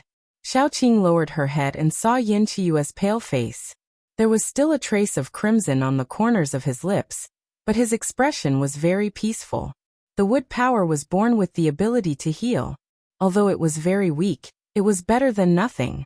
However, Xiaoqing's recovery ability was too strong, so the little healing ability of the wood power was useless to her. Xiaoqing laid Yan Qiyue flat on the ground and used her power to explore Yan Qiyue's body. The power in his body was almost exhausted, and only a trace of weak power was slowly circulating in his body. Xiaoqing understood in an instant. Yan Qiyue must have thought that she was dead just now, so he tried his best and overdrew his power. Obviously, Yan Qiyue didn't want to live. There was a moment of confusion in Xiaoqing's eyes. She had never met such a man, who loved her so much that he was willing to live and die with her. Moreover, they had the most intimate relationship. The relationship between them could no longer be defined simply, but Xiaoqing didn't want to be Yan Qiyue's lover. Chapter 163. She probably doted on Yan Qiyue like a child, mixed with friendship, kinship, and complicated emotions that she couldn't explain. But now, Xiaoqing couldn't help but feel a little escape. It seemed that she couldn't give Yan Qiyue what he wanted. Xiaoqing injected her ability into Yan Qiyue's body to repair his injured body, while letting her imagination run wild. When Yan Qiyue's breathing calmed down, Xiaoqing breathed a sigh of relief. She stood up and dismantled the python. She was very skilled in dismantling the python. It looked like she was handling ingredients in the kitchen. She easily separated the python's skin and meat. The python's skin was so tough that it could be used to make armor or something. Bones and meat actually had many uses. The meat could be eaten, the bones could be used as medicine, and they could be used to make wine. However, Xiaoqing's storage space wasn't big to begin with. Even after leveling up, the space had expanded, but after storing so many things, it couldn't hold the python at all. So she took a few pieces of meat, dug out the crystal nucleus, kept the skin, and threw the rest aside. After dealing with the python, Xiaoqing took Yan Qiyue to the river. Her body was sticky and covered with dried blood. If she didn't wash it, it would stick. So when Yan Qiyue woke up, he saw Xiaoqing sitting cross-legged by the river, combing her long hair. Her long black hair was still dripping with water, and Yan Qiyue could only see her white neck. Yan Qiyue moved his body and then fell back again. He had overdrawn too much, and his body couldn't take it anymore. His various functions were about to stop working. Xiaoqing combed her wet hair and said, "You can't move your body. Recover slowly. When we leave the forest, you should be almost recovered. Don't try to show off these few days. Be good and let me carry you." Yan Qiyue didn't say anything. He was a little angry. He was angry at Xiaoqing for acting on her own, but he didn't want to argue with Xiaoqing, so he sulked alone. Xiaoqing didn't say anything. She carried him on her back. When her wet hair hung down, it even rubbed against Yan Qiyue. It was cool. Xiaoqing didn't know how to coax people, and she didn't know how to coax people. They didn't talk all the way until it was time to eat. They ate snake meat. Xiaoqing roasted the meat and brushed it with seasoning. It smelled delicious. She cut the snake meat into pieces and handed them to Yan Qiyue. As soon as Yan Qiyue looked up, she saw Xiaoqing, who was usually very cold, but at this moment, there was gentleness in her eyes. The anger in her heart immediately dissipated. He slowly picked up a piece and bit it fiercely. After he was full, he lay in Xiaoqing's arms. Yan Qiyue really wanted to tell Xiaoqing not to take any more risks in the future. Even if there was something dangerous, she should inform him in advance. He was really worried, so worried that he was going to die. But at this moment he didn't know what to say. What was his relationship with Xiaoqing? Was he qualified to say this? Xiaoqing seemed to see through his thoughts. She carried him on her back and said softly, "I won't do it in the future." Won't take risks, or won't take risks privately? Yan Qiyue didn't ask. He held Xiaoqing's neck tightly. His heart was already stable. Xiaoqing heard no response from behind, so she couldn't help but turn her head. It didn't matter when she turned her head, but when Yan Qiyue raised his head, the two of them met eyes. Not only did they meet eyes, but also their lips. Xiaoqing was stunned at that time. What was that soft and a little warm? Yan Qiyue was very good at seizing the opportunity. He was able to lean forward and kiss Xiaoqing's lips. The soft tip of his tongue stretched out and swept across Xiaoqing's teeth tentatively. Chapter 164. There was also a faint meaty aroma mixed with an indescribable aroma. Xiaoqing's sense of taste was weak, but she could still feel a faint aroma. She didn't know if it came from the meat Yan Qiyue had eaten or the saliva in his mouth, but it seeped through the gaps between her teeth and stained the tip of her tongue. Xiaoqing was in a daze. Unknowingly, she opened a gap between her teeth. Yan Qiyue's eyes lit up.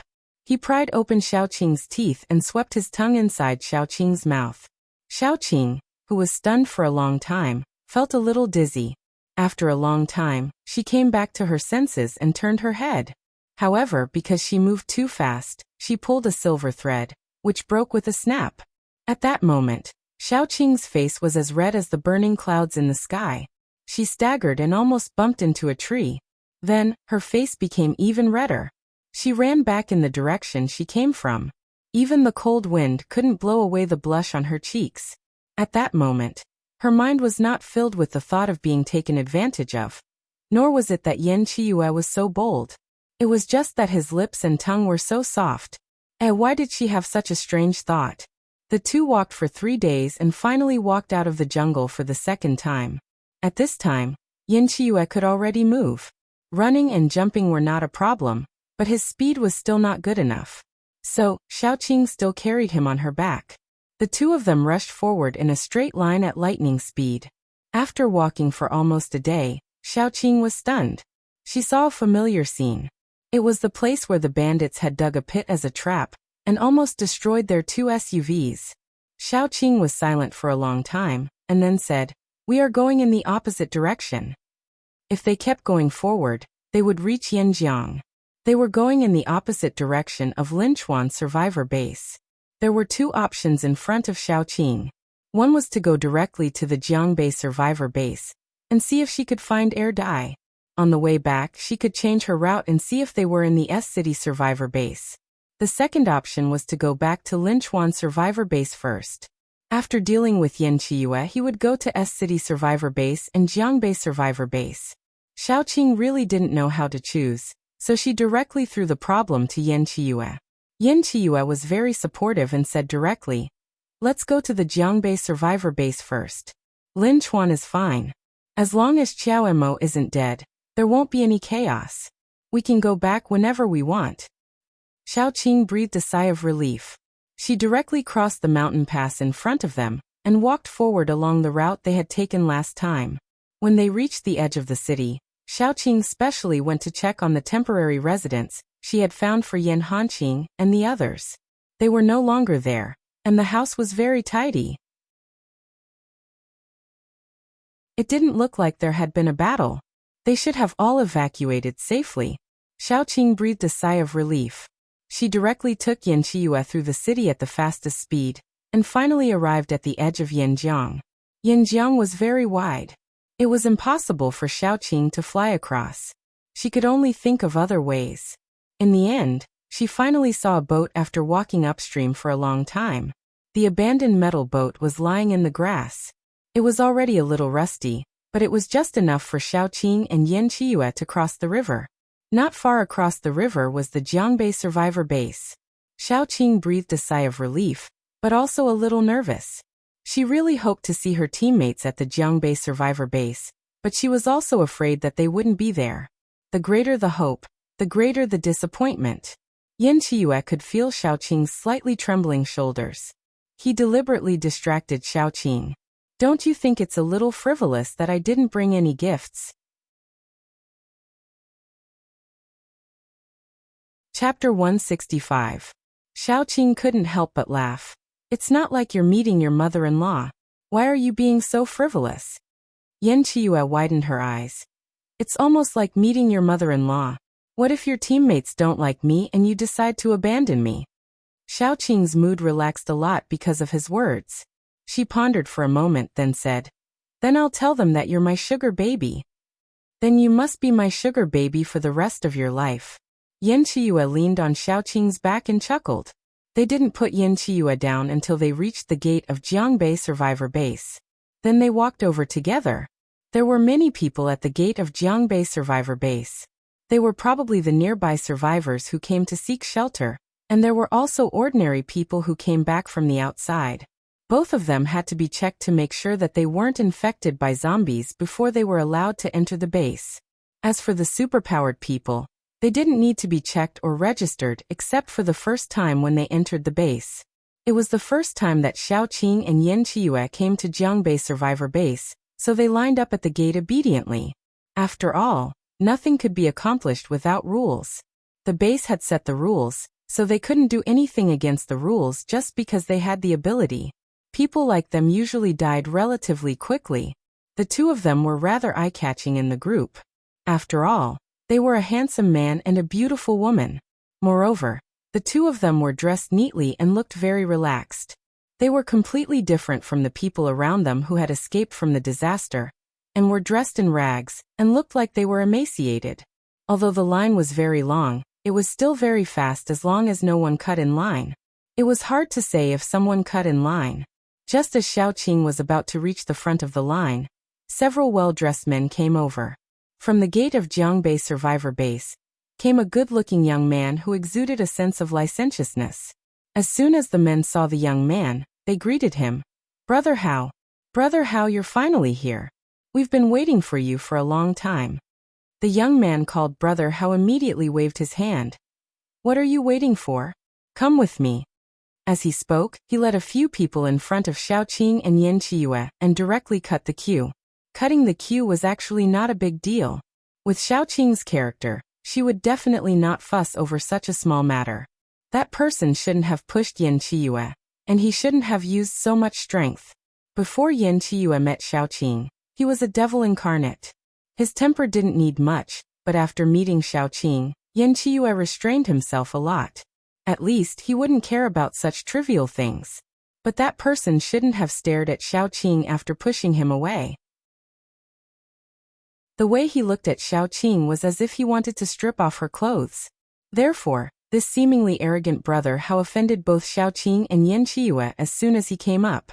He didn't know it himself, but he was almost drooling when he looked at Xiaoqing. 1 word, good. 2 words, good.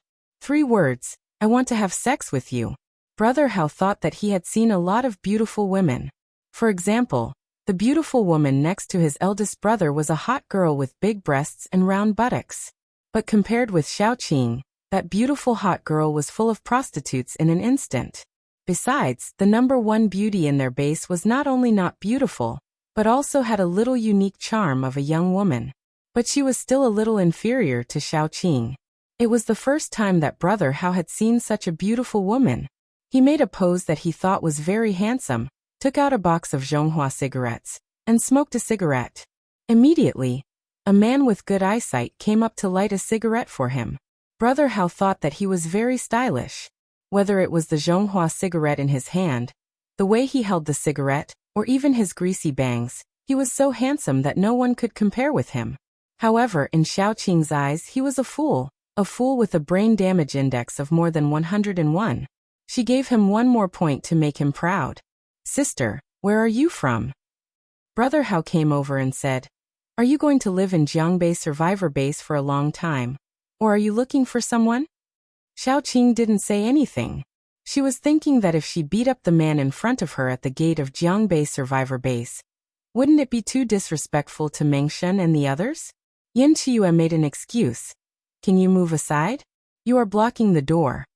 Yan Qiyue's appearance was good-looking, but it was also bad-looking that he was feminine. Brother Hao didn't take Yan Qiyu seriously at all. He made a gesture of shaking the cigarette butt, and then said, Boy, how dare you talk to me like that? Do you know who I am? Do you know where this is? This is Jiangbei Survivor Base. How dare you be so arrogant at the gate of our base? You are really something. Yan Qiyu clenched his fists tightly, not because he was angry, but because he had to suppress his anger. What if he killed this man and caused trouble for Xiaoqing? They came here today to look for someone, not to fight. The more Yan Qiyu restrained himself, the more the man was convinced that Yan Qiyu was not capable, and the more arrogant he became. He sneered and said, Do you believe that I will let you crawl out of Jiangbei Survivor Base? Boy, I will teach you a lesson today. If you are not capable, you should shrink your head, or it will be easy for people to break your neck. At that moment, Yan Qiyue's murderous aura was so strong that it almost materialized. Brother Hao shivered and murmured, Is the wind blowing? Why is it a little cold? What you just said is really right. If you are not capable, you should shrink your head, or it will be easy for people to break your neck. Xiaoqing sneered. Her eyes were clear, and she looked beautiful no matter how she smiled, including sneering. Brother Hao was stunned and almost drooled. He said proudly, See, all the beauties agree with me. However, Xiaoqing looked at him as if she was looking at a dead man. Chapter 166. At that moment, Xiaoqing really wanted to take action.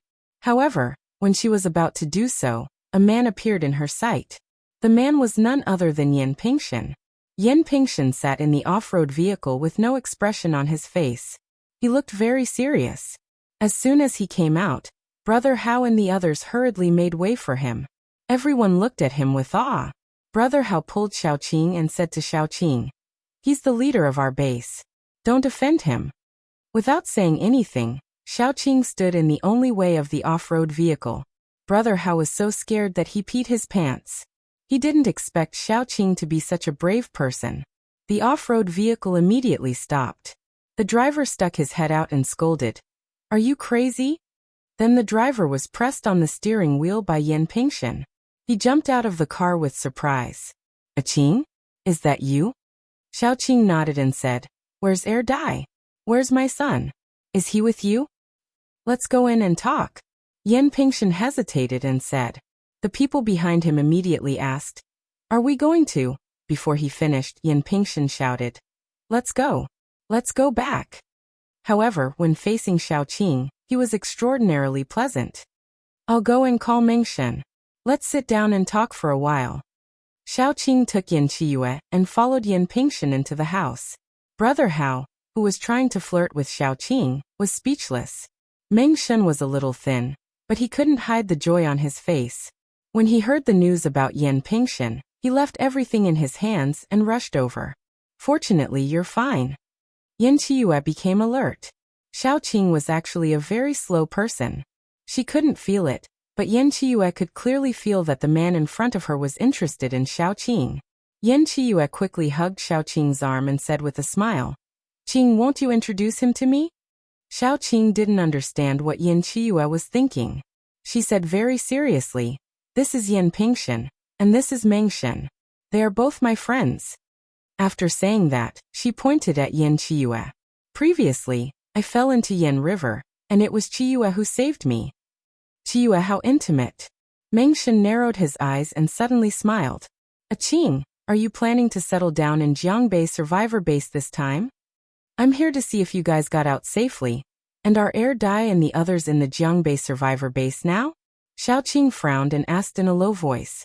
Mengshan shook his head and said, "At that time, you fell into the water, and Erdai jumped in right after you. Pingsheng and I sent people to search along Yan River, but we couldn't find you too. Yan Hanqing and the others stayed in the Jiangbei survivor base for a few days. They wanted to wait for you to come back, but you didn't come back. They went back with Yan Ruru and said that they would go back to find you." Yan Pingshan immediately said, "They said that they would search along Yan River one by one. That way, they would be able to find you." Xiaoqing and Yan Hanqing looked at each other and felt a little annoyed. If Yan Hanqing and the others went along Yan River, they should have arrived at Linchuan survivor base by now. Yan Hanqing and the others were definitely fine. Xiaoqing was most worried about Erdai. She wasn't worried that something would happen to Erdai in the river. Xiaoqing was worried that after he came ashore, he would meet people with bad intentions who would use him, or his identity would be exposed. Xiaoqing made a prompt decision. "If that's the case, I will go and find them now," Yan Pingshan quickly said. "Don't you want to stay for a few more days? It's not easy to see you." Yan Pingshan winked at Mengshan. He could see clearly that Mengshan liked Xiaoqing. If Xiaoqing left now, he didn't know when they would meet again.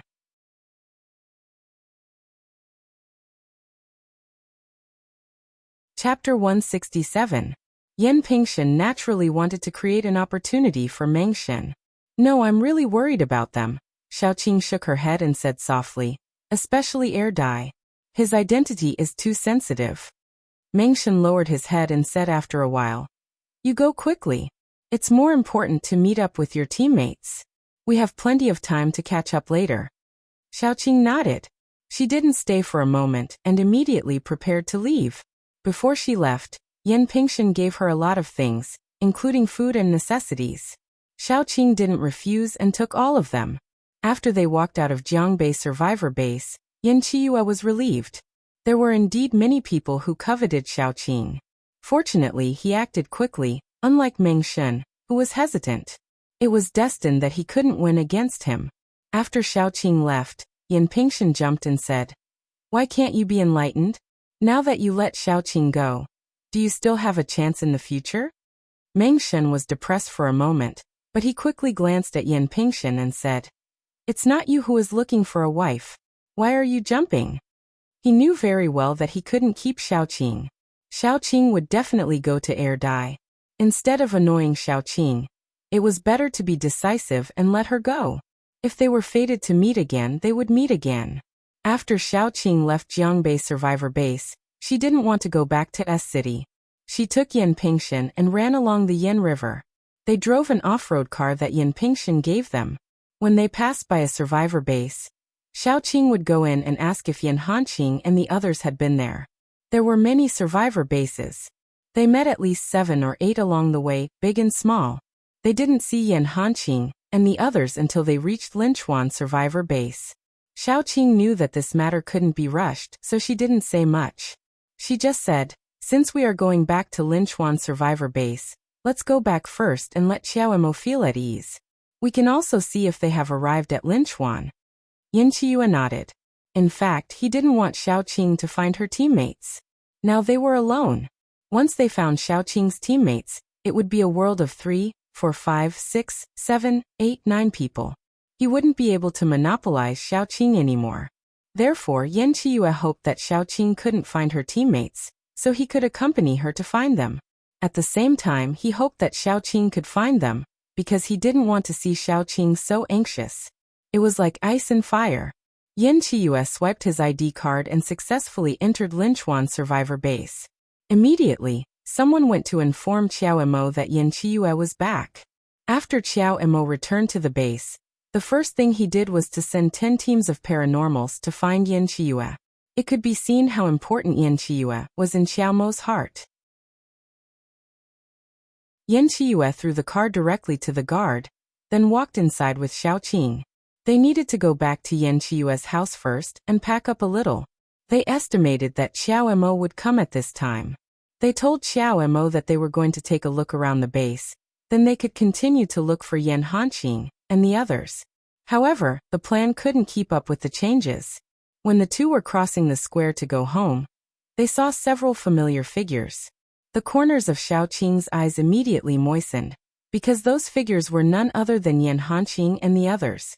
Xiao Qing didn't say anything and walked over, ready to greet Yan Hanqing and the others. When she got closer, she found that there were several people standing in front of Yan Hanqing, and the leader was none other than Xiao Yu.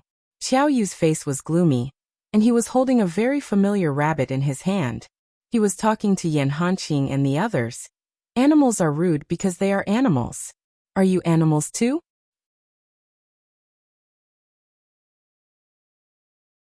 Chapter 168. Little Bun clenched his fists and shouted at Xiao Yu. Give Yi back to me. Xiao Yu held the rabbit and looked it up and down. Then she sneered, You want it? Then, before Little Bun could say anything, Xiao Yu grabbed one of the rabbit's ears and tore it off. Yi was in so much pain that it kicked its legs. Just as Xiao Yu was about to tear off the second ear, Little Bun suddenly ran over and jumped. He grabbed Xiao Yu's wrist and bit it. Xiao Yu swung her hand in pain and threw Little Bun away. Fortunately, Yan Hanqing was quick enough to catch Little Bun. He said with a cold face, Aren't you going a little overboard? Xiao Yu immediately scolded. First your rabbit bumped into me. Then this little bastard bit me. How am I going overboard? I'll tell you today. Either you kneel down, kowtow to me, and shout, I'm wrong 3 times, or, this little bastard, I'll skin him alive. As she spoke, Xiao Yu reached out to grab Little Bun. Yan Hanqing's face immediately turned cold. He took a step back and dodged Xiao Yu's hand. Then he said stiffly, You're the one who's being unreasonable. If you do this again, I won't be polite anymore. Oh, I'll show you how unreasonable I am today. Xiao Yu was already angry because of what happened with Yan Qiyue last time. Now her anger overflowed even more. It was fine if Yan Qiyue didn't treat her nicely. Her brother wouldn't allow her to do anything to Yan Qiyue. But who were these people? How dare they be arrogant in front of her? Xiao Yu immediately attacked. She was a wind ability user. Although her ability wasn't high, it was still at level 2. She viciously slashed a wind blade at Little Bun's neck. Not to mention Yan Hanqing, even Gu Chuan and his sister's faces turned ugly. The first one to make a move was Gu Panpan. She stretched her arm out in front of Yan Hanqing, and with a clench of her hand, she shattered the wind blade. Disregarding everything else, Gu Panpan was now a high-rank 3 metahuman. She was not someone that Xiao Yu, who had not experienced any battles and was only a metahuman that relied on crystal cores, could compare to. However, as soon as Xiao Yu made a move, her bodyguards also made a move. These people didn't dare to let anything happen to Xiao Yu. Xiao Yu was Qiao Mo's younger sister. If something happened to Xiao Yu, they wouldn't be able to stay in Linchuan's survivor base anymore. The 4 bodyguards aimed at Yan Hanqing in unison. They could tell that the Little Bun was the weakness of Yan Hanqing and the others. Like master, like bodyguards, every move they made was ruthless. Against a child, all of them were deadly moves. However, Gu Panpan and the others didn't make a move. Countless vines instantly formed a high wall in front of Yan Hanqing. No one's attack could penetrate this wall. The vines were too familiar. They looked to the side in surprise. Xiao Qing descended from the sky and kicked one of the bodyguard's buttocks. In the next second, countless vines flew forward and grabbed the bodyguard's limbs, including his neck. Xiao Qing jumped up and kneed his spine. With a cracking sound, the man's spine broke. Then, Xiao Qing threw him aside like a piece of trash. If a person's spine was broken, they could only be paralyzed in bed for the rest of their life. Especially in this post-apocalyptic world, they might as well die. Xiao Qing's move was too ruthless. The remaining 3 bodyguards looked at each other and didn't dare to make a move. They didn't dare to make a move, but Xiao Qing did. She raised her hand, and the vines flew out like snakes. The 3 bodyguards didn't dare to resist and retreated quickly.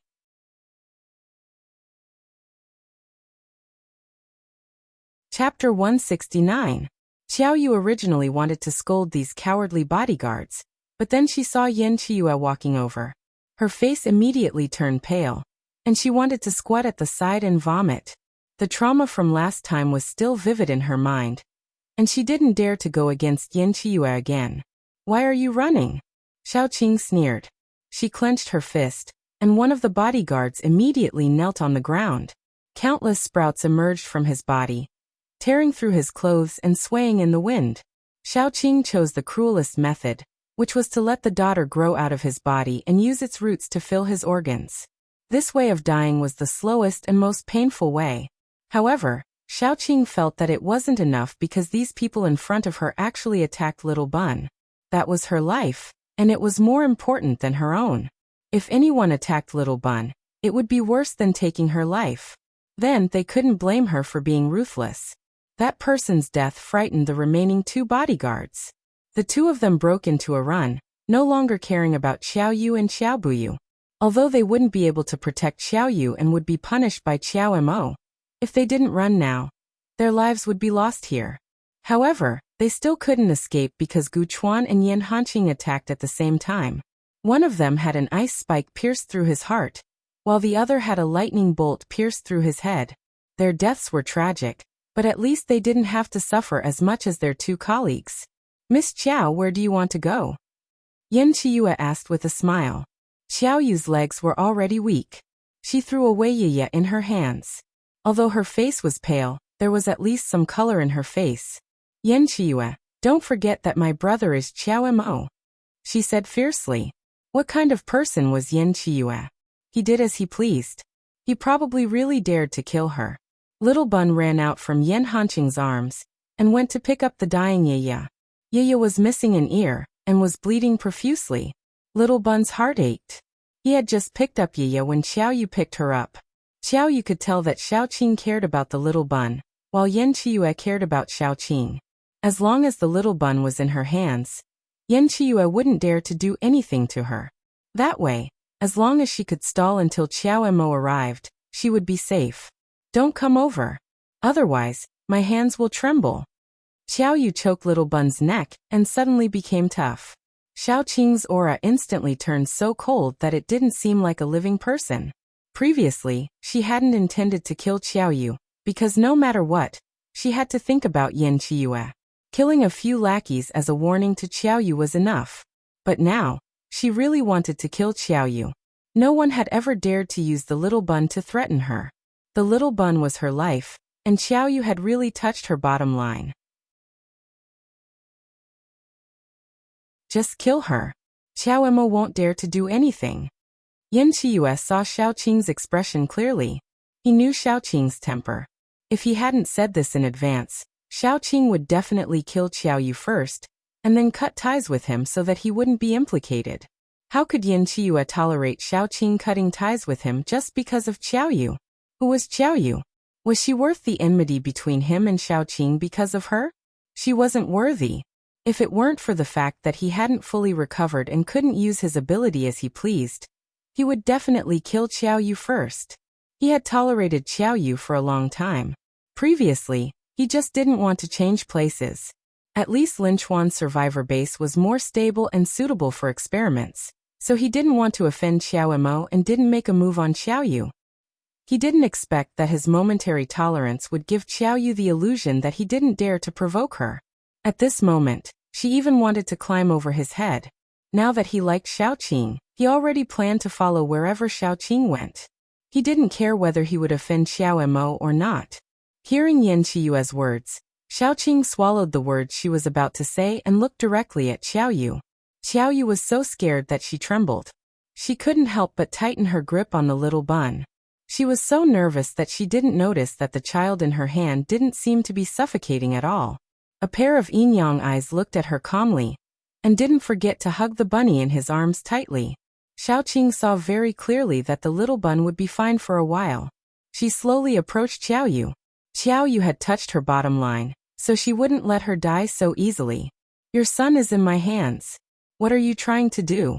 Don't come any closer, Xiao Yu said in a panic. As she spoke, Xiao Yu was still backing away. She didn't look like someone who was threatening others at all. Instead, she looked like someone who was being threatened. Xiao Yu was panicking, but Xiaoqing was very calm.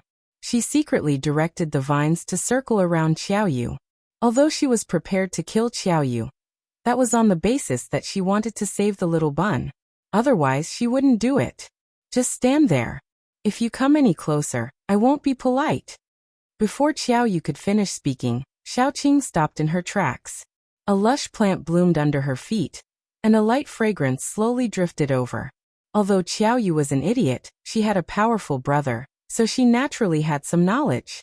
She immediately understood that the plant under Xiaoqing's feet was definitely not simple. Put it away. Xiaoqing obediently put away the qiutang. Because Xiao Yu had already been hit, she swayed weakly and hurriedly bit her lips. Then she felt a pain in her ankle. When she looked down, she saw that the vines had already bound her feet. Xiao Yu was ruthless and prepared to kill the little bun. Even a cornered dog would jump over a wall. However, her hands were getting weaker and weaker. In the end, she loosened her grip, and the little bun fell safely to the ground. Xiaoqing walked over with her military knife. A voice came from afar. Have mercy. Xiaoqing didn't need to look to know that it was Xiao Mo. However, she had no intention of showing mercy. The military knife quickly stabbed down.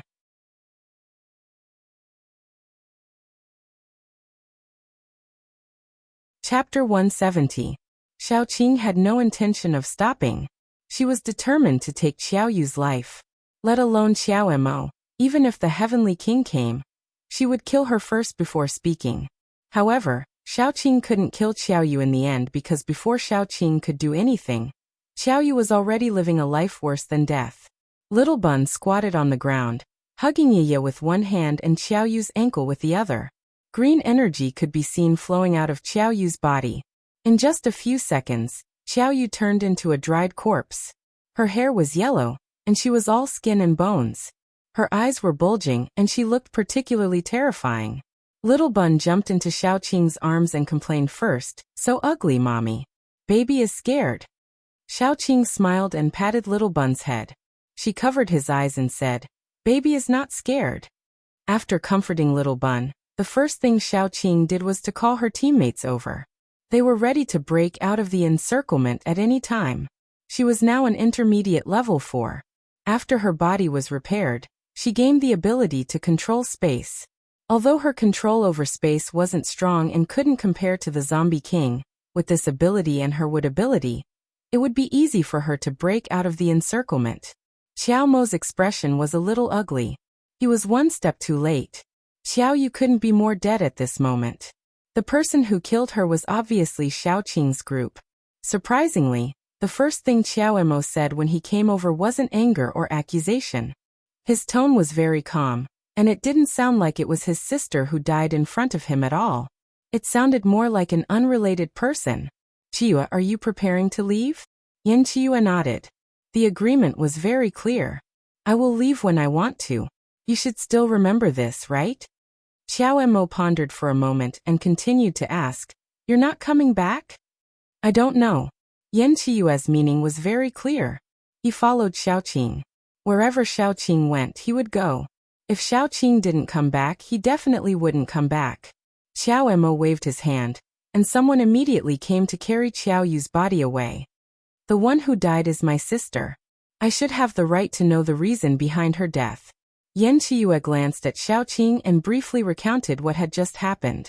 It was nothing more than Xiao Yu courting death. If she wasn't Xiao Mo's sister, she would have probably died 1,000 times over. Xiao Mo nodded. "I believe you. It's Xiao Yu's fault, so I won't do anything about it. Are you all planning to stay here for a few days, or are you leaving now?" At this point, Xiaoqing couldn't help but take another look at him. How magnanimous, how shrewd, and how cold was his personality to be able to do such a thing. His sister was dead, but not only did he not have any intention of taking revenge on the person who killed her, he could even be so amiable. Xiaoqing felt a little cold. With such a temperament, even if he didn't have any abilities, he would still be able to live well in this post-apocalyptic world. Xiaoqing naturally didn't have anything to prepare. She looked at Yen Chiyue, and Yen Chiyue quickly said, "I'll go back and pack my things." He had a lot of experimental equipment and results, and they were still at his place. It was fine if he lost his money, but these things couldn't be lost. "I'll accompany Chiyue to pack some things. You all can leave the city first." Xiaoqing was still a little worried about Xiao Mo. How could anyone go to this extent? It was possible that Xiao Mo was deliberately putting on an act to make them lower their guard. Feel free to do as you wish. I'll go and deal with my sister's body first. Xiao Mo smiled and left. After walking a distance, the person following him couldn't help but ask, "Are you really not going to take revenge for eldest miss?"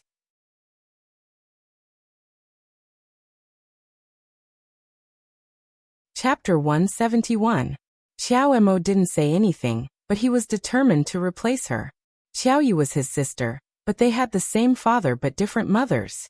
After his mother died, his father married a stepmother, who gave birth to Xiao Yu. His father died at the beginning of the apocalypse, and his stepmother was killed by Xiao Mo himself. He found dozens of men to kill his stepmother in a small warehouse. In fact, in the end, his stepmother was still breathing. Xiao Mo opened the door and took a look. The charming young woman was already on the verge of death, so he had his men throw his stepmother into the pile of zombies. The reason was that his stepmother had hired people to kill him twice. Xiao Yu didn't know about this. Xiao Mo didn't keep Xiao Yu because of family ties, but purely for fun.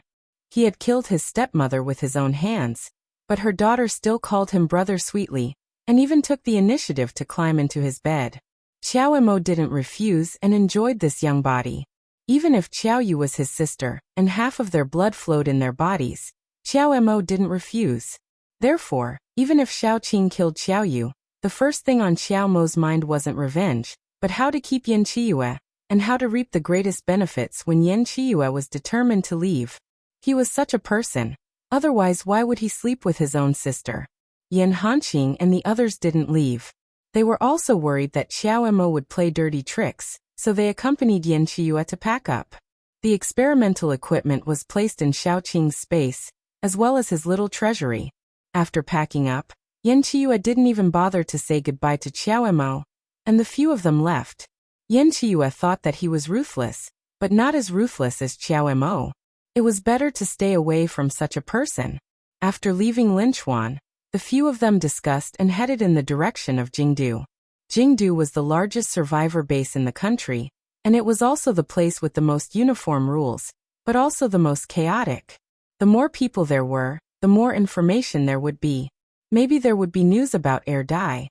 Probably because they had been separated for too long, the little bun stuck to Xiaoqing and couldn't be removed, so the driver was replaced by Yan Hanqing. The car was a black family car, given by Xiao Mo before they left.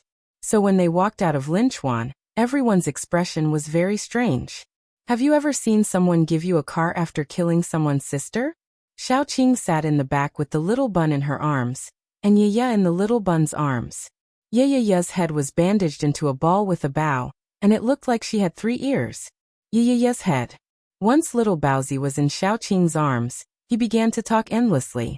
8 out of 10 sentences would definitely reach Yaya's ears at the end of the sentence. In the end, you're a little girl's SSS. S's 2s.